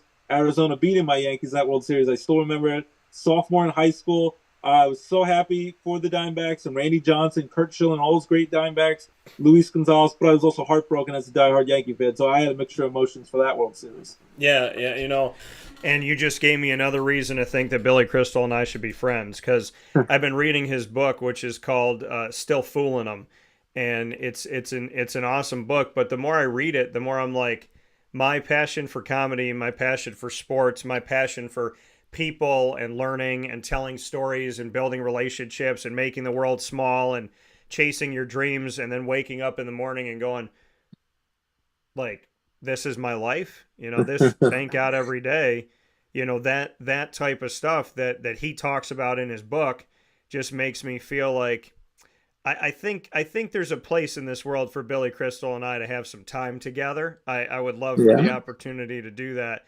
But just know that, Mr. Crystal, you have my support for the many wonderful things that he's done. And he just seems like a genuine guy. So he does. And a quick recommendation, besides all the great comedies, When Harry Met Sally, City Slickers, all the great movies, Analyze This and That with Robert De Niro, check out, he directed. He's not in the movie. He directed the movie. His daughter's in the movie. 61, about Roger Maris, Mickey Mantle, the home run chase in 1961 to beat Babe Ruth's record. Of course, 61 years later, in 2022, Aaron Judge broke it with 62 home runs. It's a great movie. I think it's on HBO Max. Check it out. It's still a great movie. And Billy Crystal has only directed a few films. He directed 61. Check it out. It's still a great movie to this day. And I love it. As a baseball fan, you can't go wrong with that movie.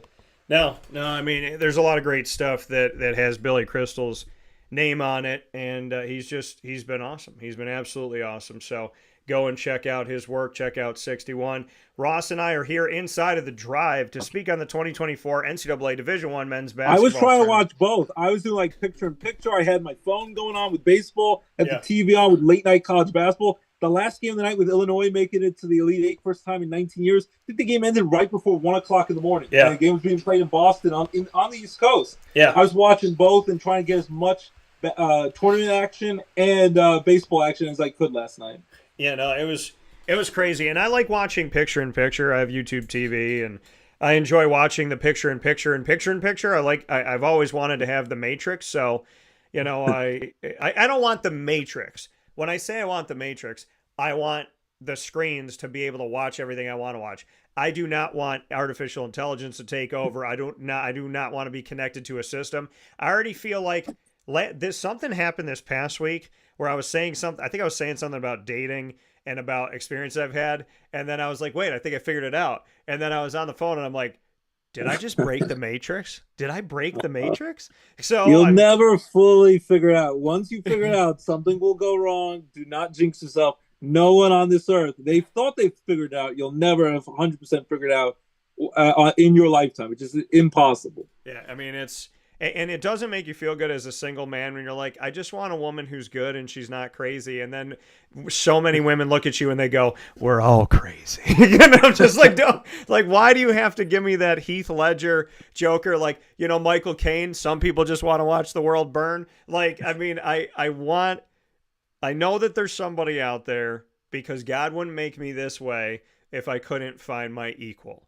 And I'm not looking. You will find your Harley Quinn very soon. You might be your own Joker. You will find your Harley Quinn in the very near future. And the funny thing is, I dated a girl who dressed up like Harley Quinn, and I dressed up like the Joker.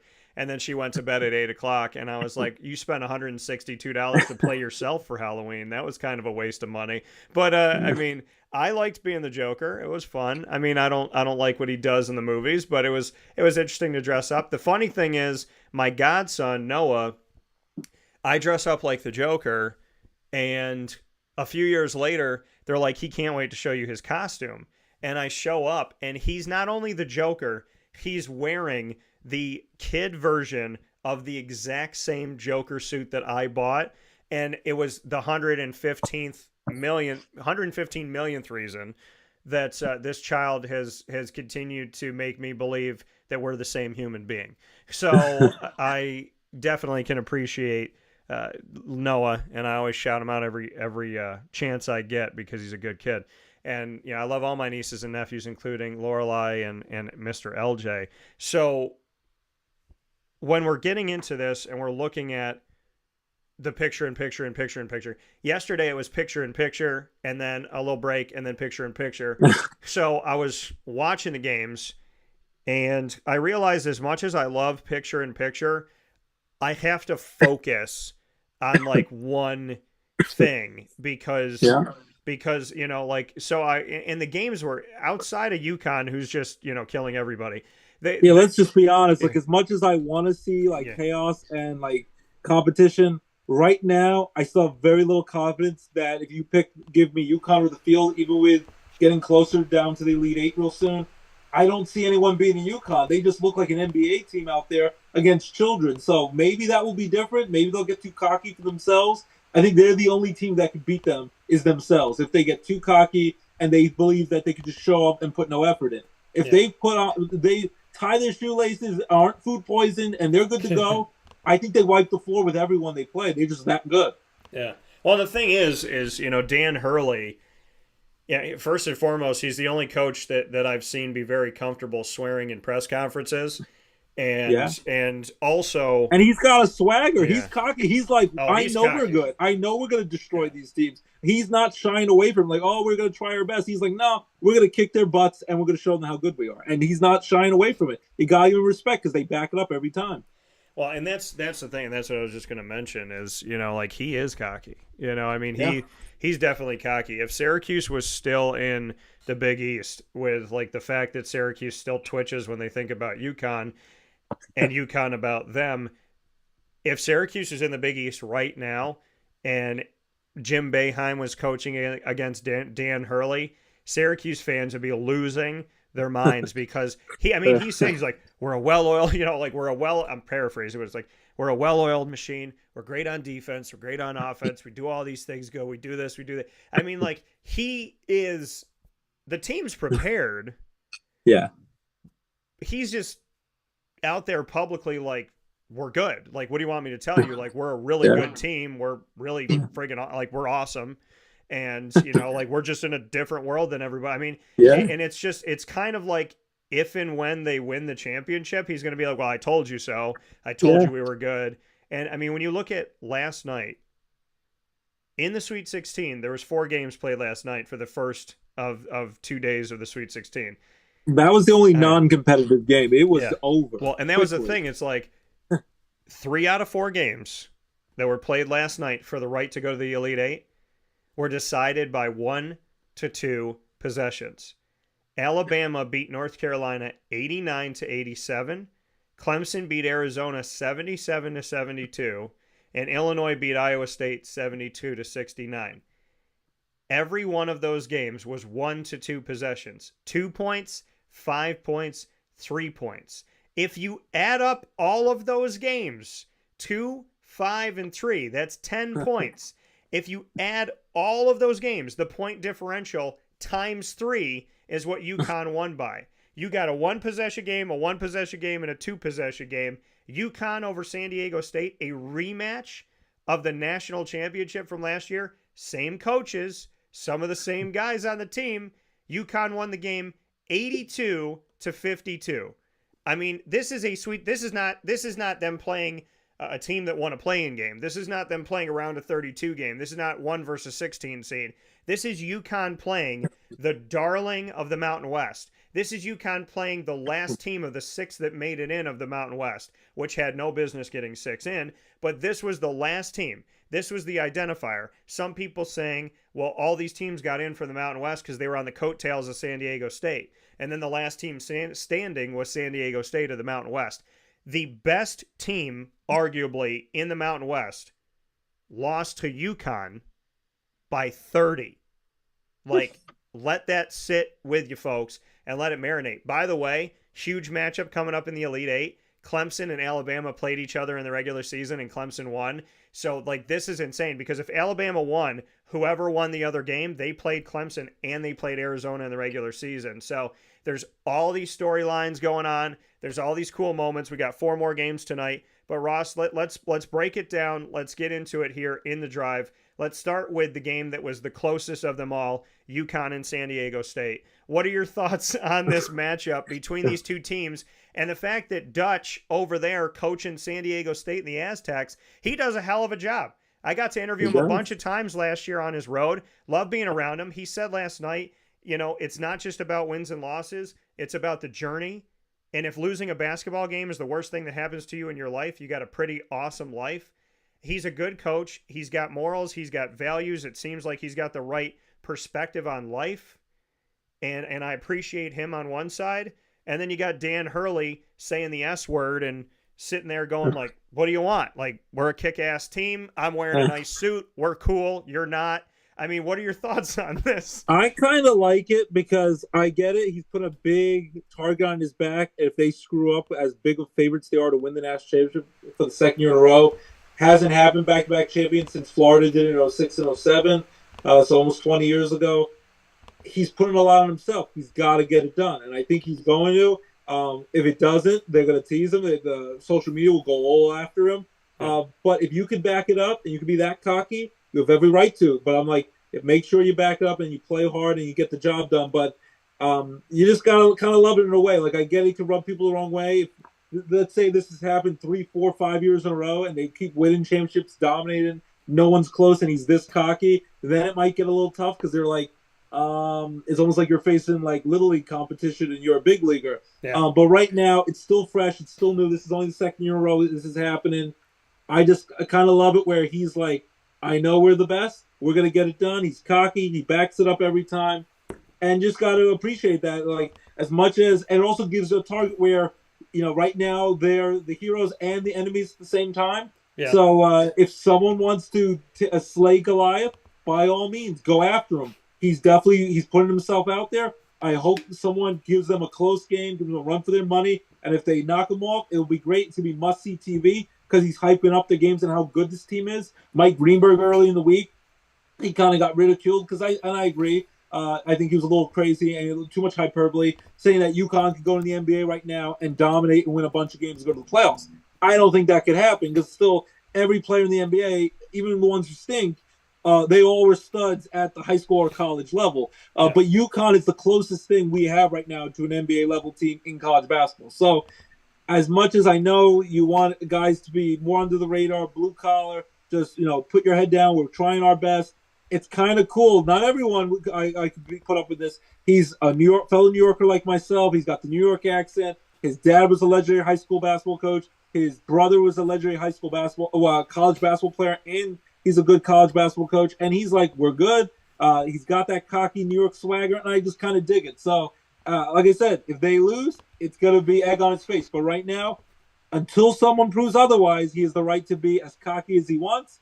And, as long as he's not dropping F-bombs every 2 seconds in front of the kids maybe watching the games and press conferences, I'm still very cool with that. And I just like to see dominance and the best of the best, and that's what they are right now. And I can appreciate that. And you got to appreciate it because at some point someone's going to dethrone them, and there'll be a new team taking over. But right now, enjoy greatness while you still can.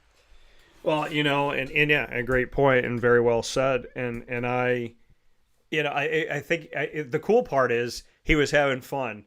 At the end of the game, he took one of his guys out at the end of the game, and he looked right at the player, and he was on camera, and he goes, "Hey, get the out of here!" And he smiled with him and stuff, and I thought that was cool. But yeah, I mean, the UConn Huskies, listen, they're leaps and bounds above many. And it's really hard to do this. Like you said, it was the early 21st century when Florida did it. We go back farther than that to years when Coach K and Duke did it. It's not an easy thing to do. I mean, we got to go way back, and John Wooden, and we go back to UCLA and their dominance. But the trip that UConn has made in today's basketball with the transfer portal and everything going on here in 2024, it's a really incredible feat, and they're now a couple steps away. They're going to the Elite Eight. They win that. They go to the Final Four, then they go to the championship game, and and then it's let's see what happens. I do think they're the best team in basketball. I have them 1, Houston 2, and I do. I think, and they're 1 and 2 in the tournament. You got, and that's what I want to see in the championship game. Yeah. I think it'd be a thrilling game. I would love to see the Houston Cougars get there and give them a run for their money. I think it would be a thrilling game. But no, I think you're probably right. Houston probably be the best team to give them a chance to knock them out. But still, as great as they are, that's the other thing you have to impress with the transfer portal, one and dones. All these guys going to the draft early. It's hard to keep star players there for long. Yeah, it's a single elimination tournament. You have one off night. It's not like the NBA where you have to win best of 7, win 4 games to win a series. You have one off night. You shoot poorly one night. You make a bad call goes the wrong way. You could be out. So, it's so easy. Right now, UConn's so good.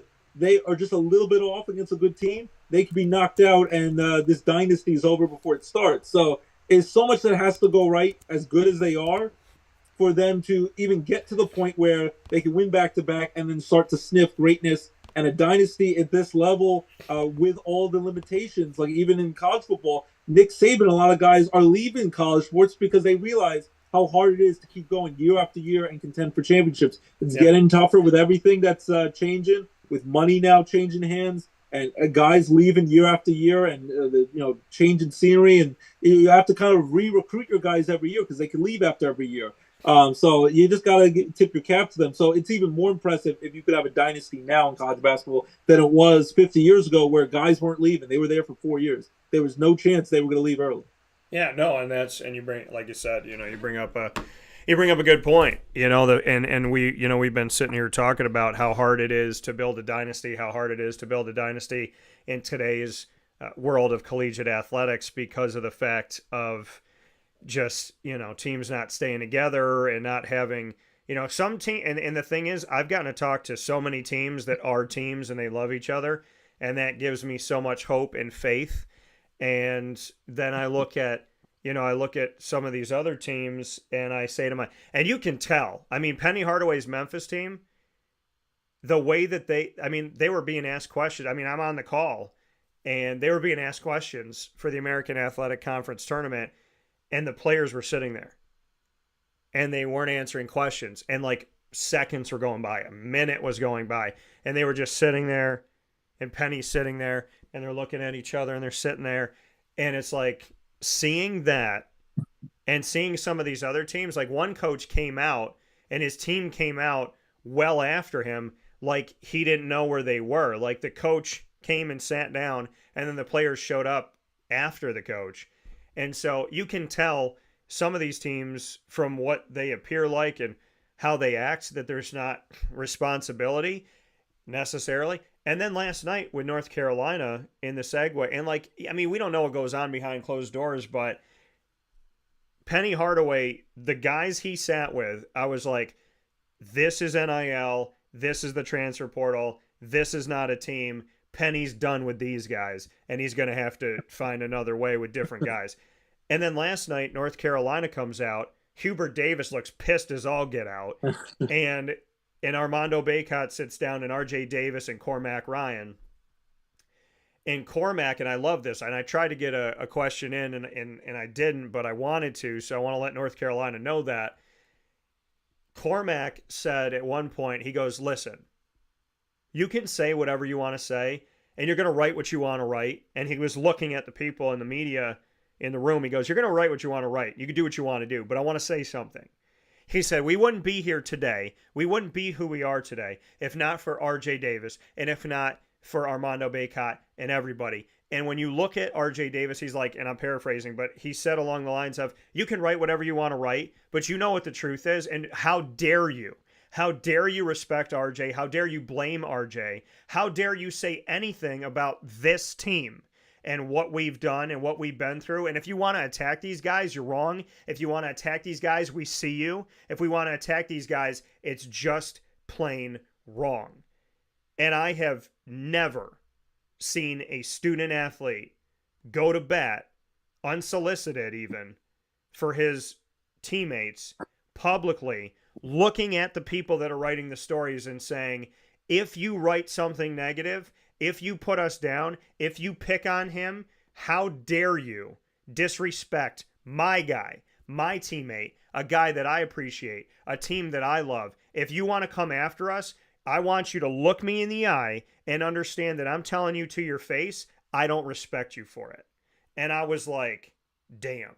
And I'll tell you this right now, that Cormac Ryan rookie card that I got, that Bowman first, that thing meant something to me. That thing might come up in the studio now and just be sitting somewhere, because I got a lot of respect for a man that after a loss can turn around and look at the media and say, I know you want to write the stories you want to write, but I'm telling you which stories, if you choose to write them, are not true. And I was well, that's why I just love that you have your guys' backs and that you're a family, because you see them more than you see your actual family every day at practice, games, road trips. You spend so much time, so much free time with them, so much time working out, conditioning, lifting weights, running, practicing, playing. For you them to stick together, even when tough setbacks go their way, it's such a cool sense of maturity that you see a guy could speak like that after having a setback like that. So I just love to see when they stick together as a family and they're not going to let media or anyone tear them apart. So that's just great to see. Yeah, no, it was extremely meaningful to me, super positive, and just a wonderful sign of teamwork. And I got to shout out the gentleman on the other side and his student athletes, because I spent time interviewing Nate Oates over the last couple of years, and Alabama being a good basketball school, the SEC putting together some good basketball. People have They're to not just football. Everyone says SEC is football. But they're showing they can play basketball. I mean, Kentucky proved that they could play football. Alabama and Arkansas proved that they could play basketball over these last couple of years, and it's been tremendous. And I want to make a note of this. North Dakota State had Grant Nelson. Grant Nelson transferred from North Dakota State after 3 seasons, transferred to Alabama. He said in the postgame press conference yesterday, he put his hand on Nate Oates, the head coach. He goes, yeah, I kind of like Nate a little bit. He comes to Alabama. In yesterday's game, for those of you that paid attention, even just down the stretch in the closing minutes, he scored inside when the game was tied, I believe. Then he hit a 3. Then he played good defense. and on the ridiculous, like, just kind of heave over your head rainbow shot, he blocked it. He blocked the last shot in the game that didn't look like it was going anywhere, but he blocked that shot after making free throws, after making a shot inside, after hitting a three. Grant Nelson went off. And yesterday, he did something that so many people are doing, and it is a healthy reminder, and I thank God for this, of telling me I'm not alone. Grant Nelson said, before anything, I thank God, and I cannot tell you. The College of Charleston, their head coach, Pat Kelsey, who's now the head coach of Louisville, how small is my world? I asked him about his faith, and you could go and watch this on youtube.com/wakeupcalldt. I asked Pat Kelsey about his faith. Well, he answered it. He said, this is probably my most favorite question ever. Thank you for the question. And where does he end up going? Louisville. So the guy who said I asked him his favorite question in his life, who has a strong faith, and me who has a strong faith, he went to, of any one of the 362 Division I schools, he leaves College of Charleston to come to Louisville. So now I get to see him in person, talk to him on the phone, talk to him face to face after having this conversation as strangers with the College of Charleston. And how funny is this? I waited since I was 9 years old to meet Damon Stoudemire, and I met him at Georgia Tech. Now he's at Georgia Tech. Met him, hugged him a bunch of times, got to talk with him, do a little mini show thing with him, and interview him numerous times, and get to tell him about my family and about my card collection and my connection to him from when I was a child. Now the guy who has a strong faith, who said I asked him his favorite question, he's coming to the same conference. So people can say they believe in God and people could say that they don't.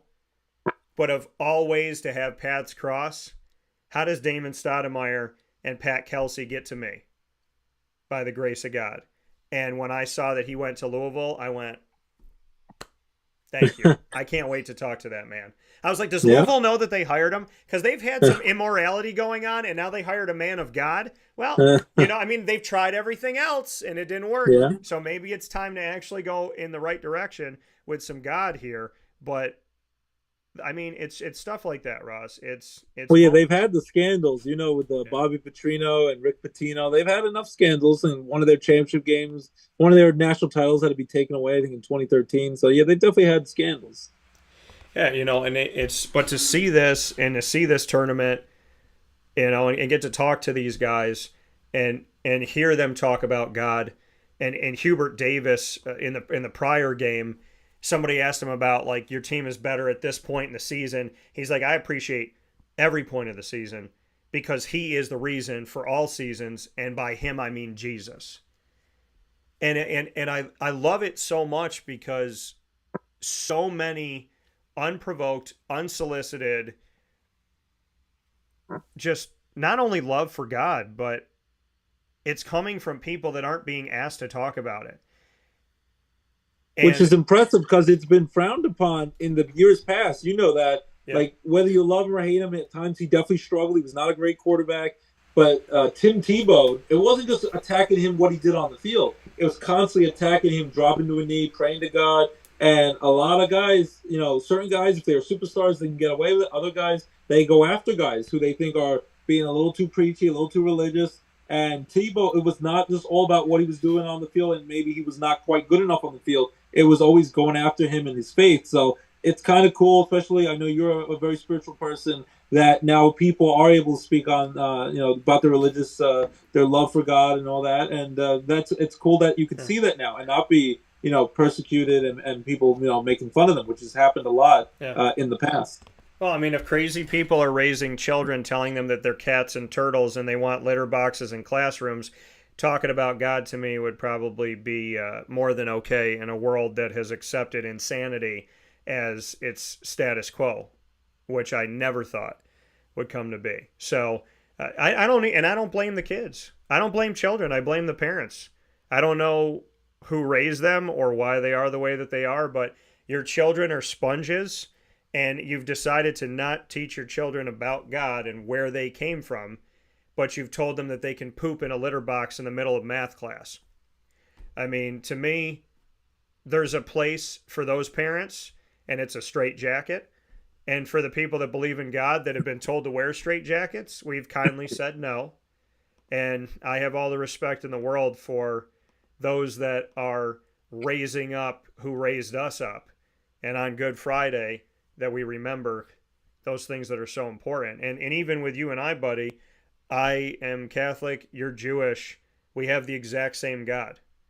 And the way that we've treated each other and the way that we've treated people in general throughout our lives, for the most part, has come from that belief that even a different religion like ours is not that different. The Old Testament is the Torah, and there's so much similarity there. And, you know, and I find, and I tell people that all the time, I go, you know, when you believe in God and you believe in how you think God would treat people and how God treats people, I said, look at the people that I'm friends with. I have people that believe in God. I have people that don't know what they believe in. I have people that don't believe. And some of my closest friends are Jewish.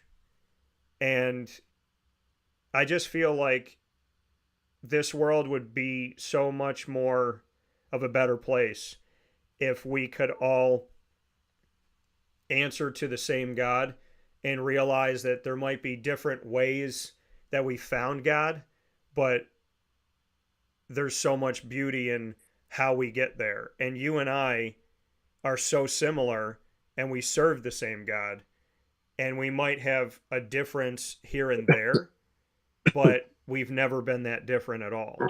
And I value hearing people talk about God. I value, especially in the media, because when I sit in a media room, if there's 3 people, if there's 9 people, if there's 900 people, I feel like I could be the only person in here that believes in God.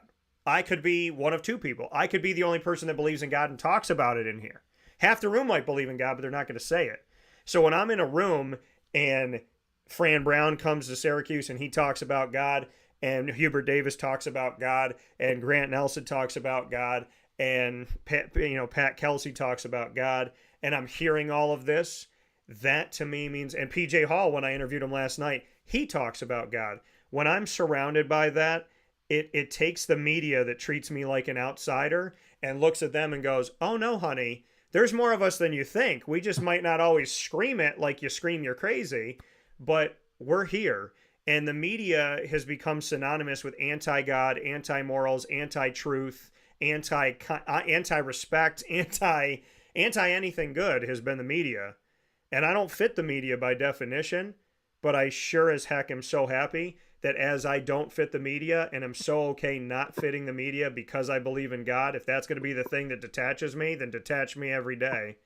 But to know that there's other people in this sports world and in this entertainment world that believe in the same God I believe in and have taken a stage that is internationally getting exposure and have stood there with all pride and all faith and said, I want to give everything to God and I don't want to give it to myself. That to me has been such a humbling moment in 2024 to hear one person talk about God, let alone the majority of people that I've interviewed. Yeah, I just got to imagine, because you were saying like a lot of people in the media, in the past have teased you and everything, and you feel like an outsider and like, what, do I belong? You're in the media, but you can change it for the better and, just be yourself. You don't have to worry about pretending that you're someone you're not. You don't have to you shouldn't have to hide your religious freedom. As long as you're not forcing it upon anyone, you should be able to speak your mind, and so should these athletes and coaches. So I'm glad that you feel a connection to them, and that they're making you feel more at home, that you're not just an outsider, and you can feel a kinship to them. So that's nice that you've been able to find that in some of these big sports figures. Yeah, you've had the courage to speak up. Hey, well, because a lot of us believe in God. We just, we don't feel as welcome as maybe we used to. But, now more than ever, we have to give it up to the Most High. With that being said, before we jump out of here, speaking of giving it up to the Most High, PJ Hall did that, like I said, and Clemson defeated Arizona. Am I surprised? No. Am I thrown off? No. Is the ACC good? Yes. How do I know it's good? Because it's been good the last 3 years that they've been disrespected. How do I know that they win? Because they do. How do I know they can hang with the nation? Because they have. How do I know that these teams that are not ranked are really good in the middle and lower part of the ACC? Because when the ACC plays each other, just like when the Big East the old Big East used to play each other, and now arguably the new Big East too. The worst team in the Big East back in the day could beat the best team. And the worst team in the ACC, Georgia Tech beat Duke and North Carolina this year, and Georgia Tech is not in the tournament, and they had a losing record. Clemson beat North Carolina this year, and now Clemson's the only one left in the bracket that had them in North Carolina.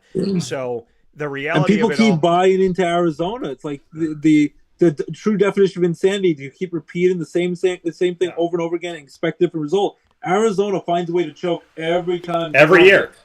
Besides the one year they won the national title, I think in '97 with Lute Olson, that was a long time ago. Titanic was the #1 movie in the world back then. That's almost 3 decades ago. Arizona fails in the tournament year after year, whether they're #1 seed, whether they're a lock they think to be the Final Four or be a champion, they can't get it done. And people still put them as a high seed. They expect them to win. It did not shock me at all that Clemson was able to beat them, and I love the Syracuse connection, that Gerard was able to come through, and no one really thought Clemson would have a chance. Clemson, to this day, is still considered more of a football school, that they're a juggernaut football with their head coach and win all the championships, and of course Trevor Lawrence and Sean Watson, all that. But basketball, they played well. They're in the Elite Eight, and it'd be something if they can get to the Final Four. It'd be just an amazing run. But it was an impressive win, but not shock me. Arizona, just like at times, Purdue's still in it. Purdue, I see, is vulnerable to an upset. Arizona was definitely ready to be upset last night. So I was not shocked at all. They did not make it deep into this tournament.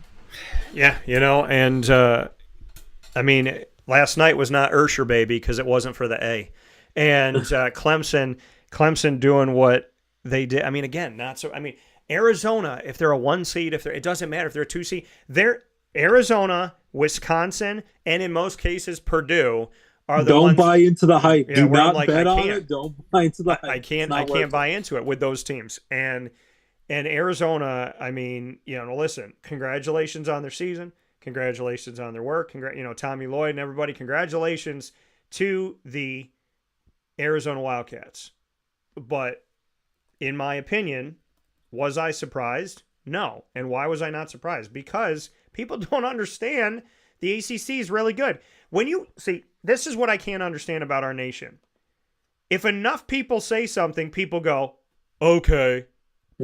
If they told you that putting on a chicken suit would prevent you from getting COVID, chicken suits would be sold out on Amazon.com. Yep. That's reality. Okay? That's reality of what we live in today's society. So the NCAA Selection Committee has said the ACC is trash. Not necessarily saying the words, but they have displayed it in their actions, and they've been proven wrong over and over and over and over again. Well, here's the interesting thing about Clemson beating Arizona and Illinois beating Iowa State. Clemson's colors include orange. Illinois' colors include orange. 2 former Syracuse Orange players, Joe Girard III of Clemson and Quincy Guerrier of Illinois, are both going to the Elite Eight in orange, but not Syracuse orange. And I put that post up fully knowing that some people are going to be like, I hate you, Dan. But it's the truth. The reality of it all is 2 former Syracuse Orange players that transferred out of the program are not only in the Elite Eight, but they're still wearing orange. Because what I want Syracuse fans to understand, what I want you to really get, is that the transfer portal has been a B to Syracuse. They've lost 3 guys, 4 guys, 5 guys. They continue to lose guys in the portal. But I want you to understand your place in the loss of those guys. This is my hometown. I've spent, since I was a little kid in the Dome. You're going to have to see these people on a daily basis, so you better be careful what you say. Well, listen, I don't want to see these people on a daily basis that I'm about to mention anyways. There's a difference between fan and fanatic. There's a difference between a person who loves their team and a person who hates their wife and decided to come to a game today. So I want to let you all know this, and I want to be very clear because I've talked about this on my show for years. There's a difference between a fan and a fanatic. A fan will support you even when they're frustrated with you. A fanatic will put liquid cheese in their hair and think that it's hairspray. So I want you to fully understand me when I say these words. if you want to know why guys are transferring from Syracuse and you think you're not involved, I'm going to share with you that Syracuse has the number 1, number 2, number 3, God knows how many of the records of most on campus for a college basketball game in the entire nation. 30,000, 34,000, 35,000, 36,000, so on and so on and so on and so on and so on and so on and so on. Okay? With you having the largest crowd, you have also booed your own players. You booed Trevor Cooney. You booed Joe Girard. You have booed so many. You booed Justin Taylor, who's in the transfer portal. So I want people to understand something when we have this conversation. I'm not saying you're the reason why Syracuse players are leaving, but you don't help when you boo your own players. You know they play half the season on the road, right? You know they play half the season getting booed and having people scream at them and say horrible, obscene things.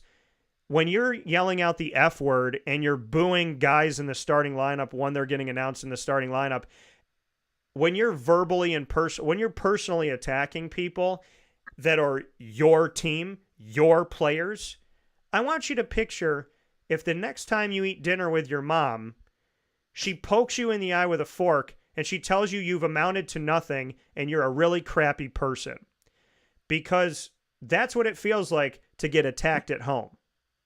So I'm not saying that Syracuse's influx of guys going to the transfer portal is the fault of fanatics, but I will say you don't help your team when you're booing your own players more than they're getting booed on the road when they're playing it at home. How are you treating them in class? And the thing is, the student section was the one with the most obscene comments. I mean, us in the media were looking at the student section toward the end of the season going like, that's enough.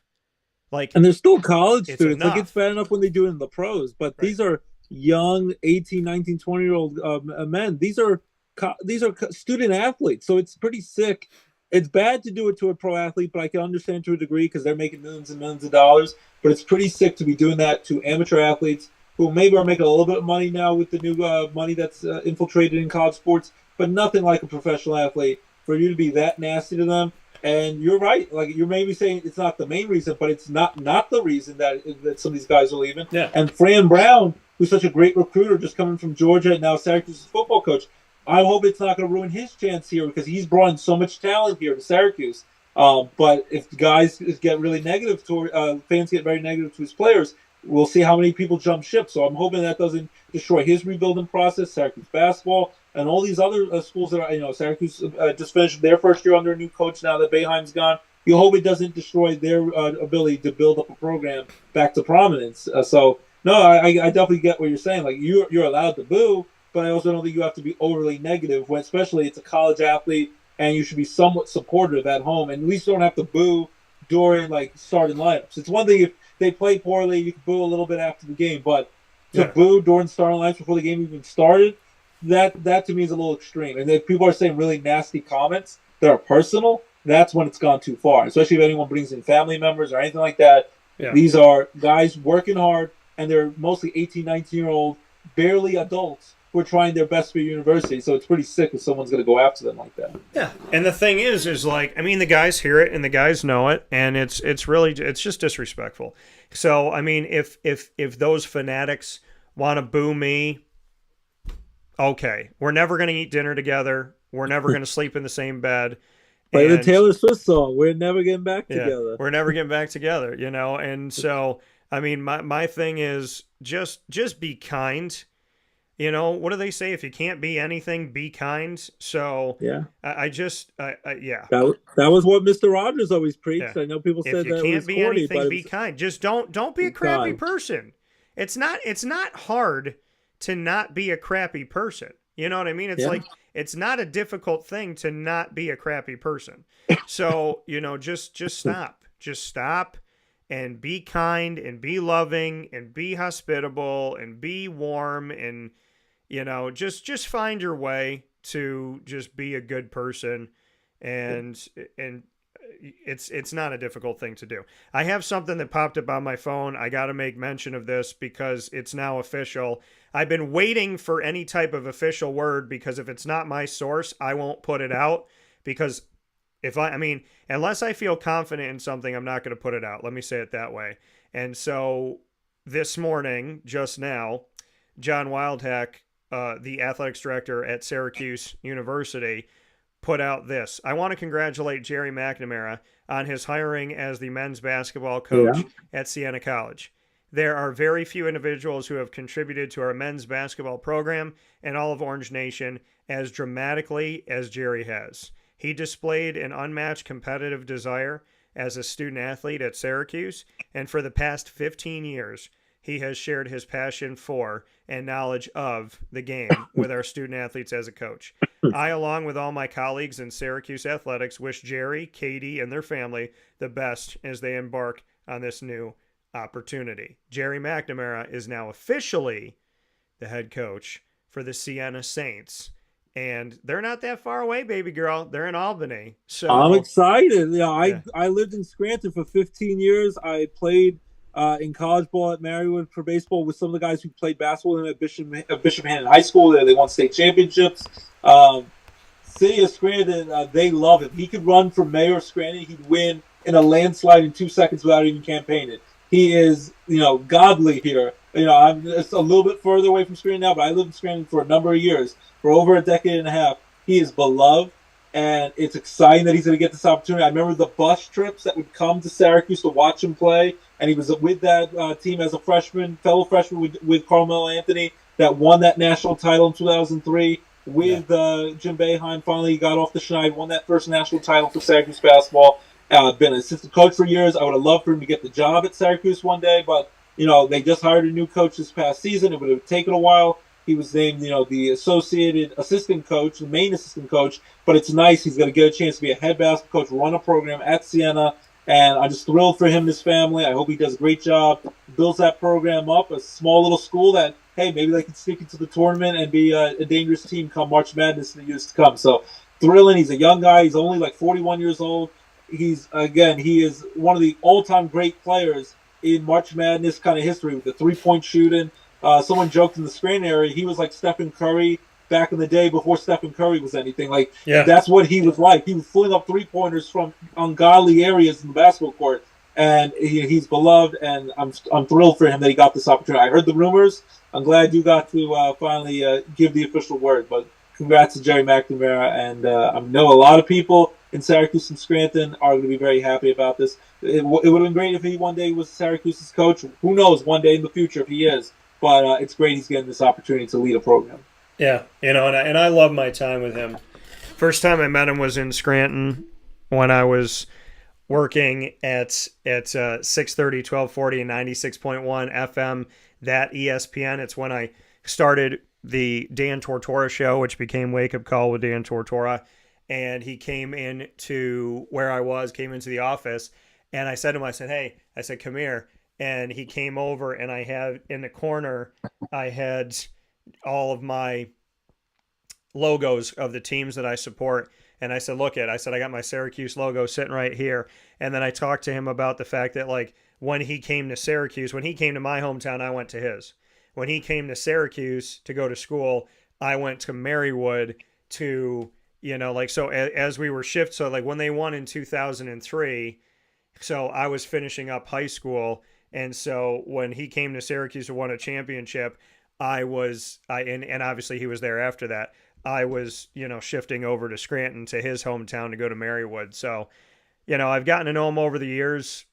It's crazy to think the guy that I watched win a national championship for my city is the guy that I then met just a little while later is a guy that I have the phone number of, who I've interviewed a bunch of times, who I've shook hands with and talked to after a game.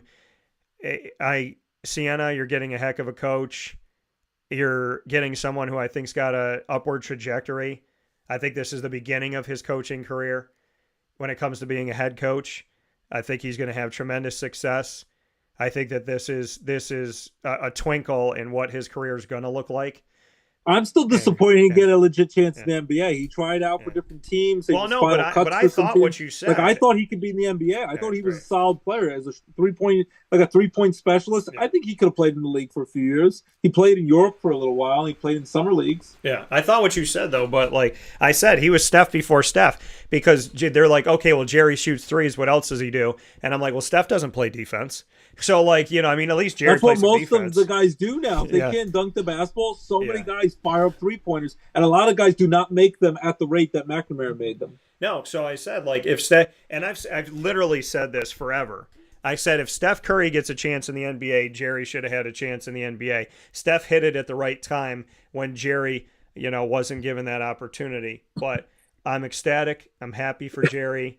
If for those of you that wondered why didn't I put a report out, I was waiting to hear some confirmation from someone that I can trust within it. And that's why you haven't heard from me. I won't just throw out things willy-nilly hoping that it sticks. So, you know, that... Because I was waiting for you, because I heard the rumors at least 3-4 days ago. So I was like, I wonder when it's going to become official. And I was curious what your thoughts are on the big move. Yeah, so I'm ecstatic for Jerry. I'm selfishly happy that Albany is a couple hours away. And I'm also selfishly excited because I could go see him. So shout out to Jerry. Shout out to the McNamara family. Shout out to all those buses that came up from Scranton. The Electric City. And from shout out to Mom and Dad who came to every game. Shout out to, you know, his wife who is at every single game, and to his children, and to everything he just brought to my city. He's made this city his city too. And, you know, I think Jerry, you know, I think I can do this as born and raised in Syracuse. I can officially knight Jerry as a Syracuse native and a Scranton native. So you got the Scranton. I can give you the Syracuse one. I think I do have authority for that.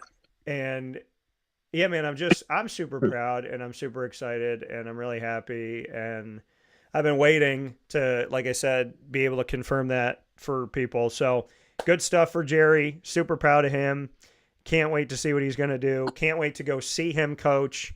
And because of Jerry, I'm going to buy something Sienna related. So it's your fault, Jerry. I want you to know when I spend money at the bookstore, it's because of you. And I can't wait. So all that good stuff. Super proud of him. Really awesome. And beyond that, man, I'm happy for the drive. We're driving you through the tournament here on Wake Up Call with Dan Tortora, myself and Ross Turetsky for many years, driving you through the tournament since 2011. Just think in 2 more days, more days on Easter Sunday, we will know the final 4 teams that remain. And so it is rapidly moving quickly, this tournament. Final 4 is going to be here real soon. And then next weekend, down to the Final 4, and it's going to be exciting to see what happens. But the tournament is flying by way too fast. And on the women's side, I want to mention Caitlin Clark. Want to see where that journey ends up? She's in Albany right now. She's in Albany. Yeah. Does she finally redeem Iowa and her chances to win a national title before she goes to the WNBA? Going to be the number 1 pick. And Ice Cube was offering her like $5 million to join the Big 3 league that he runs. So, like, Caitlin Clark, will there be a rematch with Angel Reese and her, LSU, the defending national champions? It's going to be great to see. So the women's side's thrilling too. And Caitlin Clark has brought so much excitement to college basketball. She is, on both the men and women's side, she's the number 1 star right now in this tournament. So that's been exciting to see, and I'm glad she's getting her due. And I hope she has a great career in the WNBA. Like I think she's such an amazing talent. So I'd love to see her. Selfishly as a sports fan, I'd love to see her get to the championship and see if she can cut down the nets when it's all said and done. She's my favorite player on the women's side. I think she's my favorite college basketball player in general right now. Yeah, you don't even have to say women's side. Just like she's. No, I think she won. I'm saying she's definitely my favorite player on the women's side. But I think she's my favorite player in basketball right now in the college world. I'm getting my collection going of my Caitlin Clarks. I'm still looking for an auto, but I got Caitlin Hajj-Mahalis. Hajj is going out to see her play in Albany. Paige Cretella, she's going out to see her play in Albany. And, you Your boy's thinking about it. I'm itching. Get in the car. I'm How itching. far are you away from I'm Albany? itching. It's not that I'm far. itching.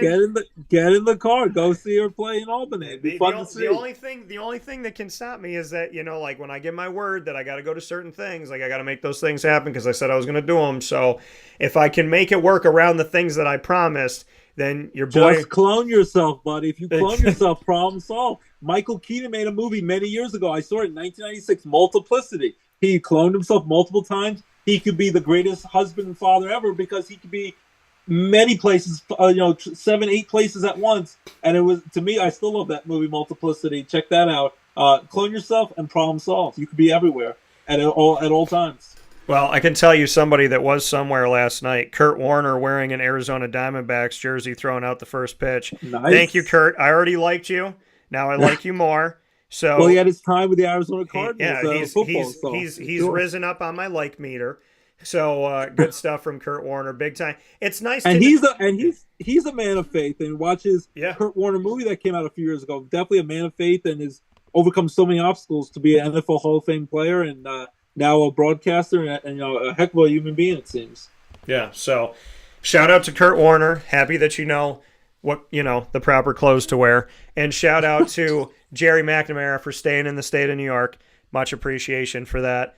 And I'm excited. I'm excited for Jerry. I'm excited for the Diamondbacks. I'm excited for your Yankees. I'm excited to find the rest of the 4 games. And let's go, baby! And I have this in the studio here too, and I'm ecstatic. The second autograph I've ever pulled from Bowman U, and I've never seen this refractor. This refractor looks like electromagnetic waves is on it, so you can see the kind of, well, hopefully you could see, but it's a refractor that like creates these lines and stuff.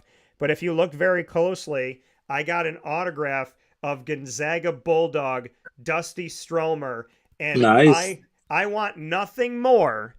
Maybe I figured it out. I was like, if I don't pick Gonzaga, they'll win. But they're my Final Four pick. You remember from the beginning. Yes. Gonzaga, the Bulldogs play tonight. So much is going on tonight. We got Tennessee going up against Creighton. A lot of respect for Creighton. A lot of respect for Tennessee. We got the Zags going up against Purdue. And everybody's talking about Zach Edey. And they're forgetting about Mark Few and the crew. Love them. And then we got Houston Duke, which could be a very interesting game. And then we have NC Mother freaking State, baby. Cinderella, baby. Yeah, we got NC State who's going out there doing their thing, and so proud of what's going on with NC State. And so they got their matchup tonight, and the Wolf Pack will have another opportunity to try and make some history here as NC State will be going on. And we got, all the games that are going on tonight. So excited. Oh, there's one more thing. Tomorrow. Well, let me hit this really quick before you do it. Let me hit this really quick. NC State Marquette makes me really sad because I have respect for Kevin Keats and I've had love for over a decade for Shaka. So, the part that stinks here is that the Big East and the ACC have proven that they were disrespected, and they've proven that they're the best conferences in basketball again, and one of them has to knock the other one out tonight with NC State and Marquette, and I'm not happy about it, but my bracket's in really good shape. And I'm going to say this against my bracket, I hope Gonzaga and Creighton win. I really do, because that would be a really cool game for America. And it's nothing against Tennessee and it's nothing against Purdue. If they win, it's totally fine. I'm just saying, for me, I think there'd be a little fairy tale there if Creighton played Gonzaga. I think it would be great. As little small underdog teams that now become darlings in the tournament year after year. I think that'd be great. I like Shaka. Shaka Smart. I think he's going to get it done tonight. I think they're going to win. I think Purdue is definitely going down. I know I'm a little too cocky about that, but I think Purdue, they got in the Sweet 16, much better than last year, getting knocked out in the first round by a 16 seed. I think they're going down tonight. I think the Zags, Mark Few, baby, they're going to get it done. I think Gonzaga wins. And hey, one more thing. Yeah. Tomorrow, forget about baseball. You're a diehard football fan besides the NFL draft and free agency and all that craziness. The United Football League. If you're a psychopath football fan, you got the XFL and USFL combined, and their two champions are going to go head to head. I think Houston and was it San Antonio? They're going to go head-to-head doubleheader on Saturday. I think there's even Sunday games. United Football League comes back. And I know my kids want me to say going to see King Kong Godzilla, and there's a baby King Kong now in the movie, so that's another thing on the agenda. We did see Ghostbusters this week. I know you saw it too. It wasn't great, but I thought it was pretty entertaining though. No, Ghostbusters was good. I thought Ghostbusters was a good movie. I was excited to see it, and I'm going to go see it again. But no, I was a fan of it. I'm putting up here on our social media, so you have everything about Jerry McNamara. These are my words that I put up here if you would like to know, folks. I put, Jerry McNamara is the new head coach of the Siena Saints men's basketball program, heading to Albany, New York, just a couple hours from Syracuse. Attached are words from Syracuse AD John Wildhack from the university. God bless Jerry. You know I appreciate you. So, Jerry, I don't have to miss you that much, because if I reach out far enough, I can touch Albany. So I don't have to miss him, and that's what makes me really, really excited, is that I'm not going to be without Mr. McNamara. He's going to be very close by. But, Siena, again, you're getting a great coach. Tonight, we're going to see some absolutely amazing, incredible basketball going on.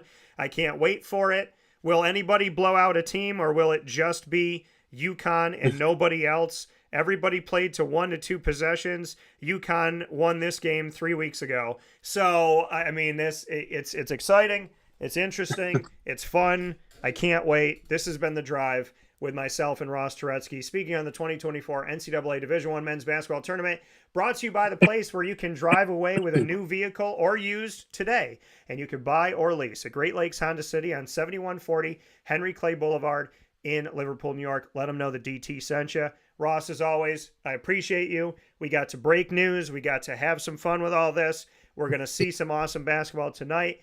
I am very confident in that.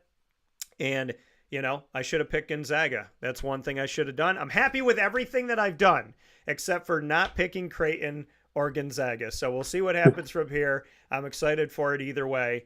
And I got 3 of my Final 4 still alive. So we'll see how we shake out here. My 2 teams playing in the championship are alive. Let's see if Houston survives a scare with Duke, or if they can handle that game.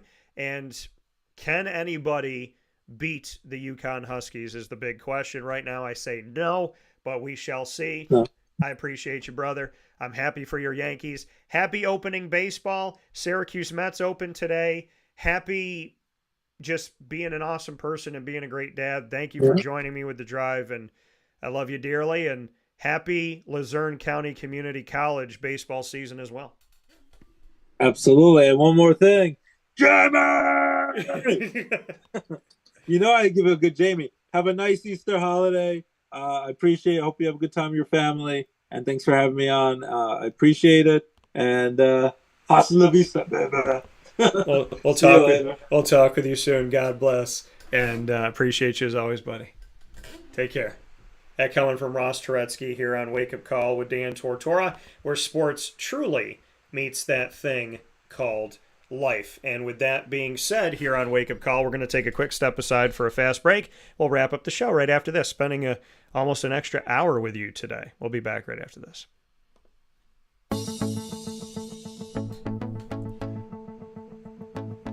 Avicoli's, located on the corner of Route 57 and Wetzel Road in Liverpool, New York, has been your trusted neighbor for decades. Located just steps from Liverpool High School, we're happy to have the Liverpool Warriors on-site, on-location broadcast at Avicoli's through Wake Up Call with Dan Tortora every single month, featuring student athletes, coaches, and administration throughout the year from Liverpool High School. Head out to Avicoli's today on the corner of Route 57 and Wetzel Road in Liverpool, New York, open Tuesday through Sunday for lunch, dinner, and drinks. We'd love to see you out there. And of course, you can call them at 315-622-5100 for takeout, delivery, and catering. That's 315-622-5100. And also find them on myavicolis.com. That's myavicollis.com.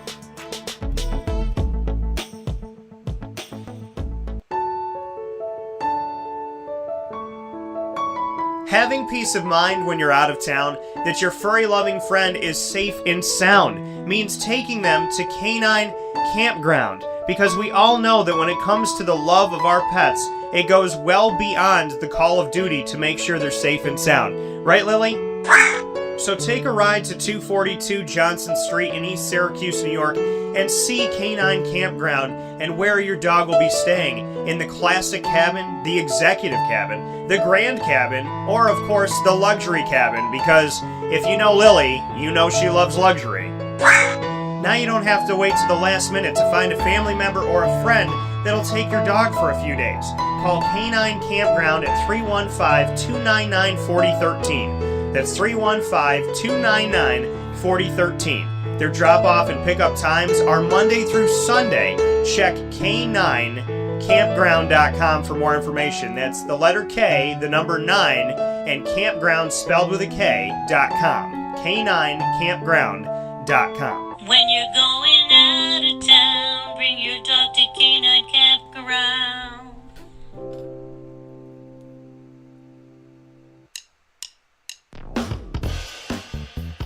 PB&J's Lunchbox, the food truck that you love finding all throughout Central and Upstate New York, now has a street-side cafe. So when you're craving their traditional favorites as well as their out-of-box amazing menu items, you can now head to 663 Old Liverpool Road in Liverpool, New York. Located just minutes from the highway, the Thruway, Destiny USA, and Onondaga Lake Parkway, PB&J's Lunchbox Street-Side Cafe is there for you Monday through Saturday from 9 a.m. to 7 p.m., serving breakfast, lunch, and dinner all throughout the day. Get breakfast for dinner, dinner for lunch, whatever you fancy, including their award-winning grilled peanut butter and jelly sandwich. Find them at 663 Old Liverpool Road in Liverpool, New York. PB&J's Lunchbox, where we love to know what's in your lunchbox.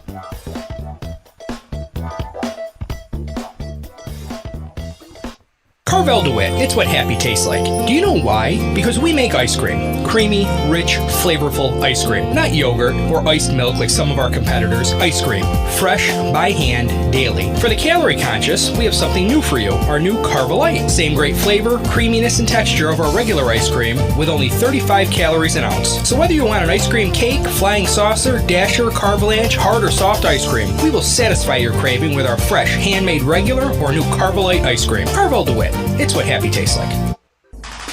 The Wildcat Sports Pub in Camillus, New York is located on 3680 Milton Avenue in the Home Depot Plaza. It is your family-friendly sports bar and restaurant. Folks, some sports bars aren't family-friendly. Some family-friendly restaurants are not sports bars. The Wildcat Sports Pub in Camillus, New York is proud to be both. It is that marriage that you've been looking for years. The Wildcat Sports Pub is your home base for your sports bar and restaurant needs, games for the kids, indoor and outdoor activities, and enough things on the menu to come back every single week and get to try something new.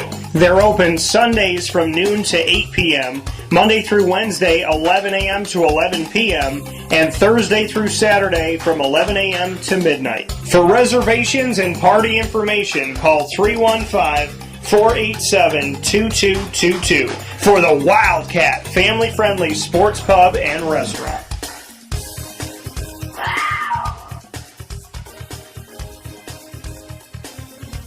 GG Cards and Breaks. Like, comment, subscribe. GG Cards and Breaks, coming to you on 639 Delmar Place in Syracuse, New York, are open 7 days a week. You can get out to GG Cards and Breaks 10 a.m. to 6 p.m. Monday through Saturday, and on Sundays from 10 a.m. to 5 p.m. to 639 Delmar Place in Syracuse, New York. They have hockey, basketball, football, baseball, soccer, all sport, AEW, as well as Pokemon and Disney Lorcana, and they have a ton of Disney Lorcana. It's been really hard to get your hands on Disney Lorcana. The first series, the second, the third, they're all available at, while supplies last, at GG Cards and Breaks. You can find packs, boxes, singles, graded cards, and they're the only place that has every Major League Baseball, every National Basketball Association, and every National Football League team right there on their back wall. Each team has its own box. What place has all 32 NFL, all 30 MLB, and all 30 NBA franchises in one place for any fan to come in and take a look at? Awesome. So definitely check out GG Cards and Breaks. We had a fantastic trade night this past week. and I look forward to everything that we're going to continue to do with GG Cards and Breaks. When you buy you can buy sports cards from a lot of different places, folks. You can go to the big box stores, you can do all that stuff, or you can buy from people that know the product, care about the product, will be honest with you about what they've gotten from the product. They're opening it, they have a passion for the hobby, they love the hobby, and they're big kids too. So when you go to GG Cards and Breaks, you're not only supporting local and supporting small business, but you're supporting people that can give you information you can't find anywhere else.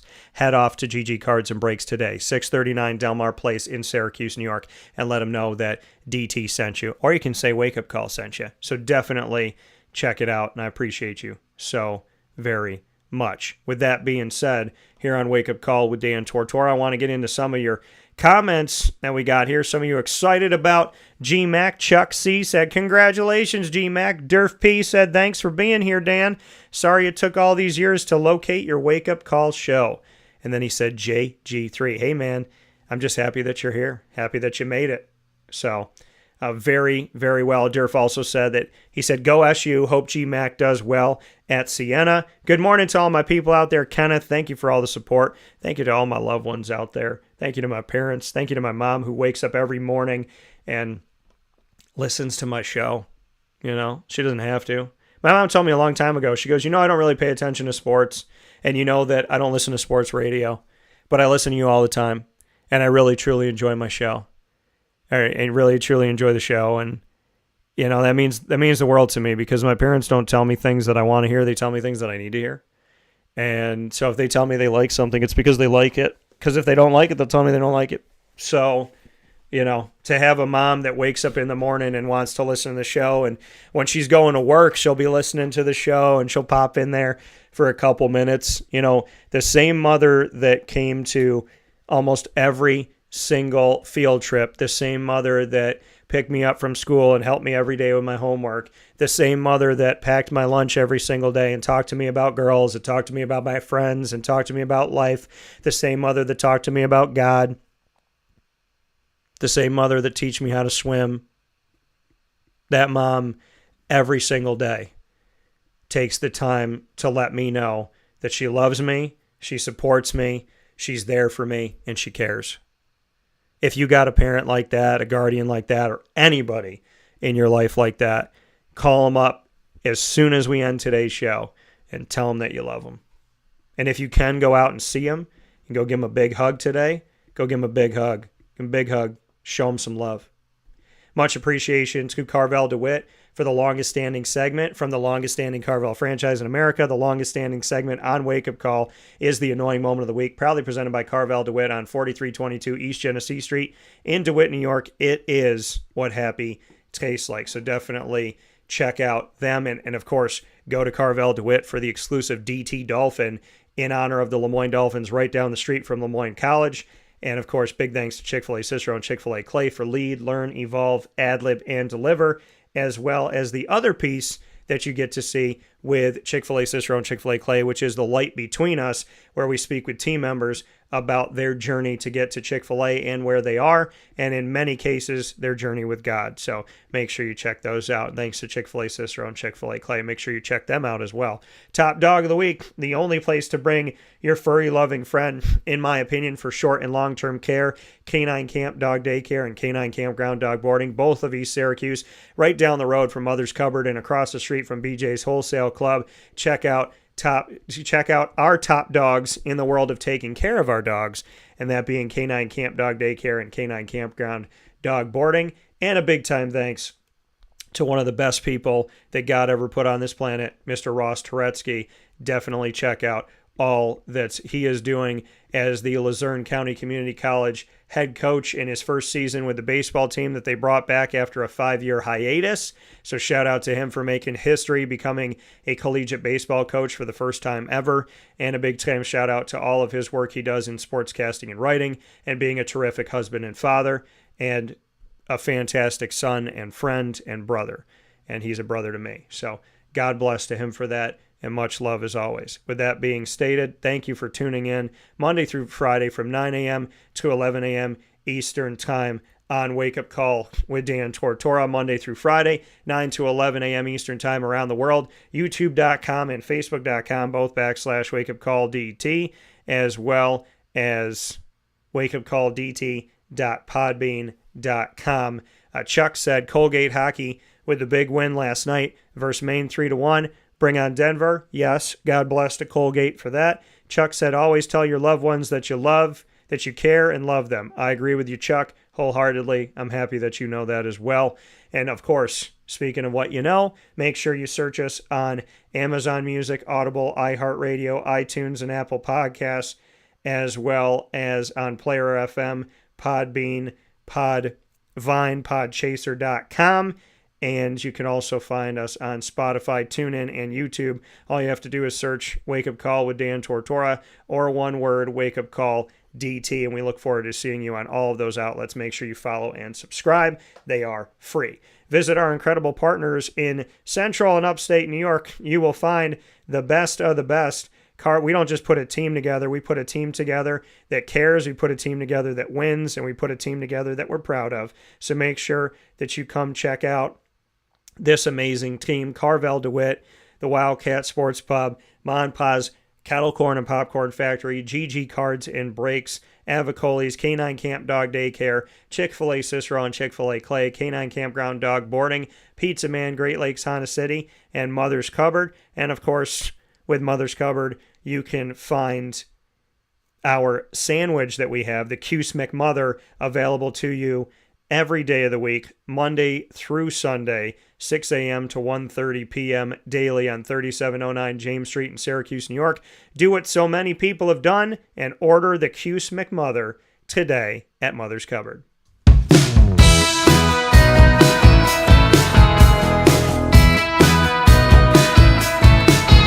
The Lemoyne College Dolphins are exclusive multimedia marketing partners with Wake Up Call with Dan Tortora. You'll find the Dolphins during Dolphin Time every single Wednesday at 9 a.m. Eastern Time. You will find the Dolphins Wednesdays at 9 a.m. Eastern Time right here on Wake Up Call with Dan Tortora, where sports truly meets that thing called life. You could check out your Dolphins with us first and third Wednesday of each month with AD and DT, featuring Athletics Director Bob Beretta and myself, Dan Tortora. Every second and fourth Wednesday, you'll find the Dolphin Dive, diving into stories of student athletes, coaches, administration, future Dolphins, and alumni. You could find all of this content by going to youtube.com/wakeupcalldt and clicking subscribe. And of course, you can also hit the notification bell and find our playlist of Lemoyne content on our YouTube channel there for you as well. You can also find the Dolphins on wakeupcalldt.com's homepage and underneath the exclusive partners tab. For more information, go to LeMoyneDolphins.com. And the first home series of the baseball team's return to Division I continues today at 1 o'clock at Dick Rockwell Field. So come to the Rock and see the baseball team on the Heights at Lemoyne today, March 29th at 1 p.m. And at the same time at the softball complex, you can come and see the Lemoyne softball team play their first ever home game as a Division I program. Both games going on at 1 o'clock this afternoon. The women have a doubleheader for softball, and on the men's side, baseball has a game today and a game tomorrow. You can come see baseball and softball at Lemoyne going on this afternoon starting at 1 p.m. right here in Central New York. As always, fins up.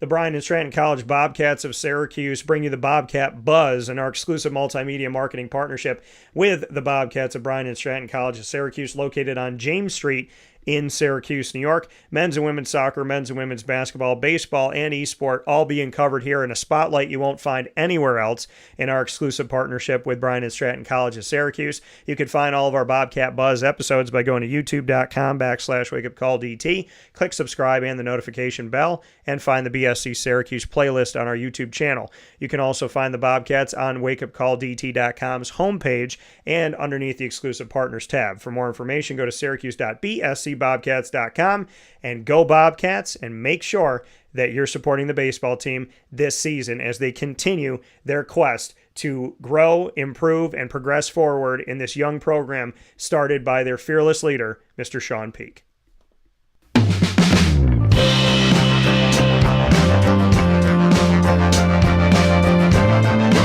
The Binghamton University Bearcats are the newest exclusive multimedia marketing partners with Wake Up Call with Dan Tortora. You'll find the Bearcats every Tuesday during Bearcat Time at 10 a.m. Eastern Time, featuring student athletes, coaches, and administration throughout the year, telling the story of Binghamton University's many athletic programs. And also, once a month, you will get, at that Bearcat Time, Moments with Marshall, featuring Gene Marshall, the athletics director of Binghamton University, telling the story of Binghamton right here on Wake Up Call with Dan Tortora, with an inside look at who the Bearcats are and what's coming for Binghamton University. You can find all this content by subscribing to youtube.com/wakeupcalldt, as well as hitting the notification bell on our YouTube channel.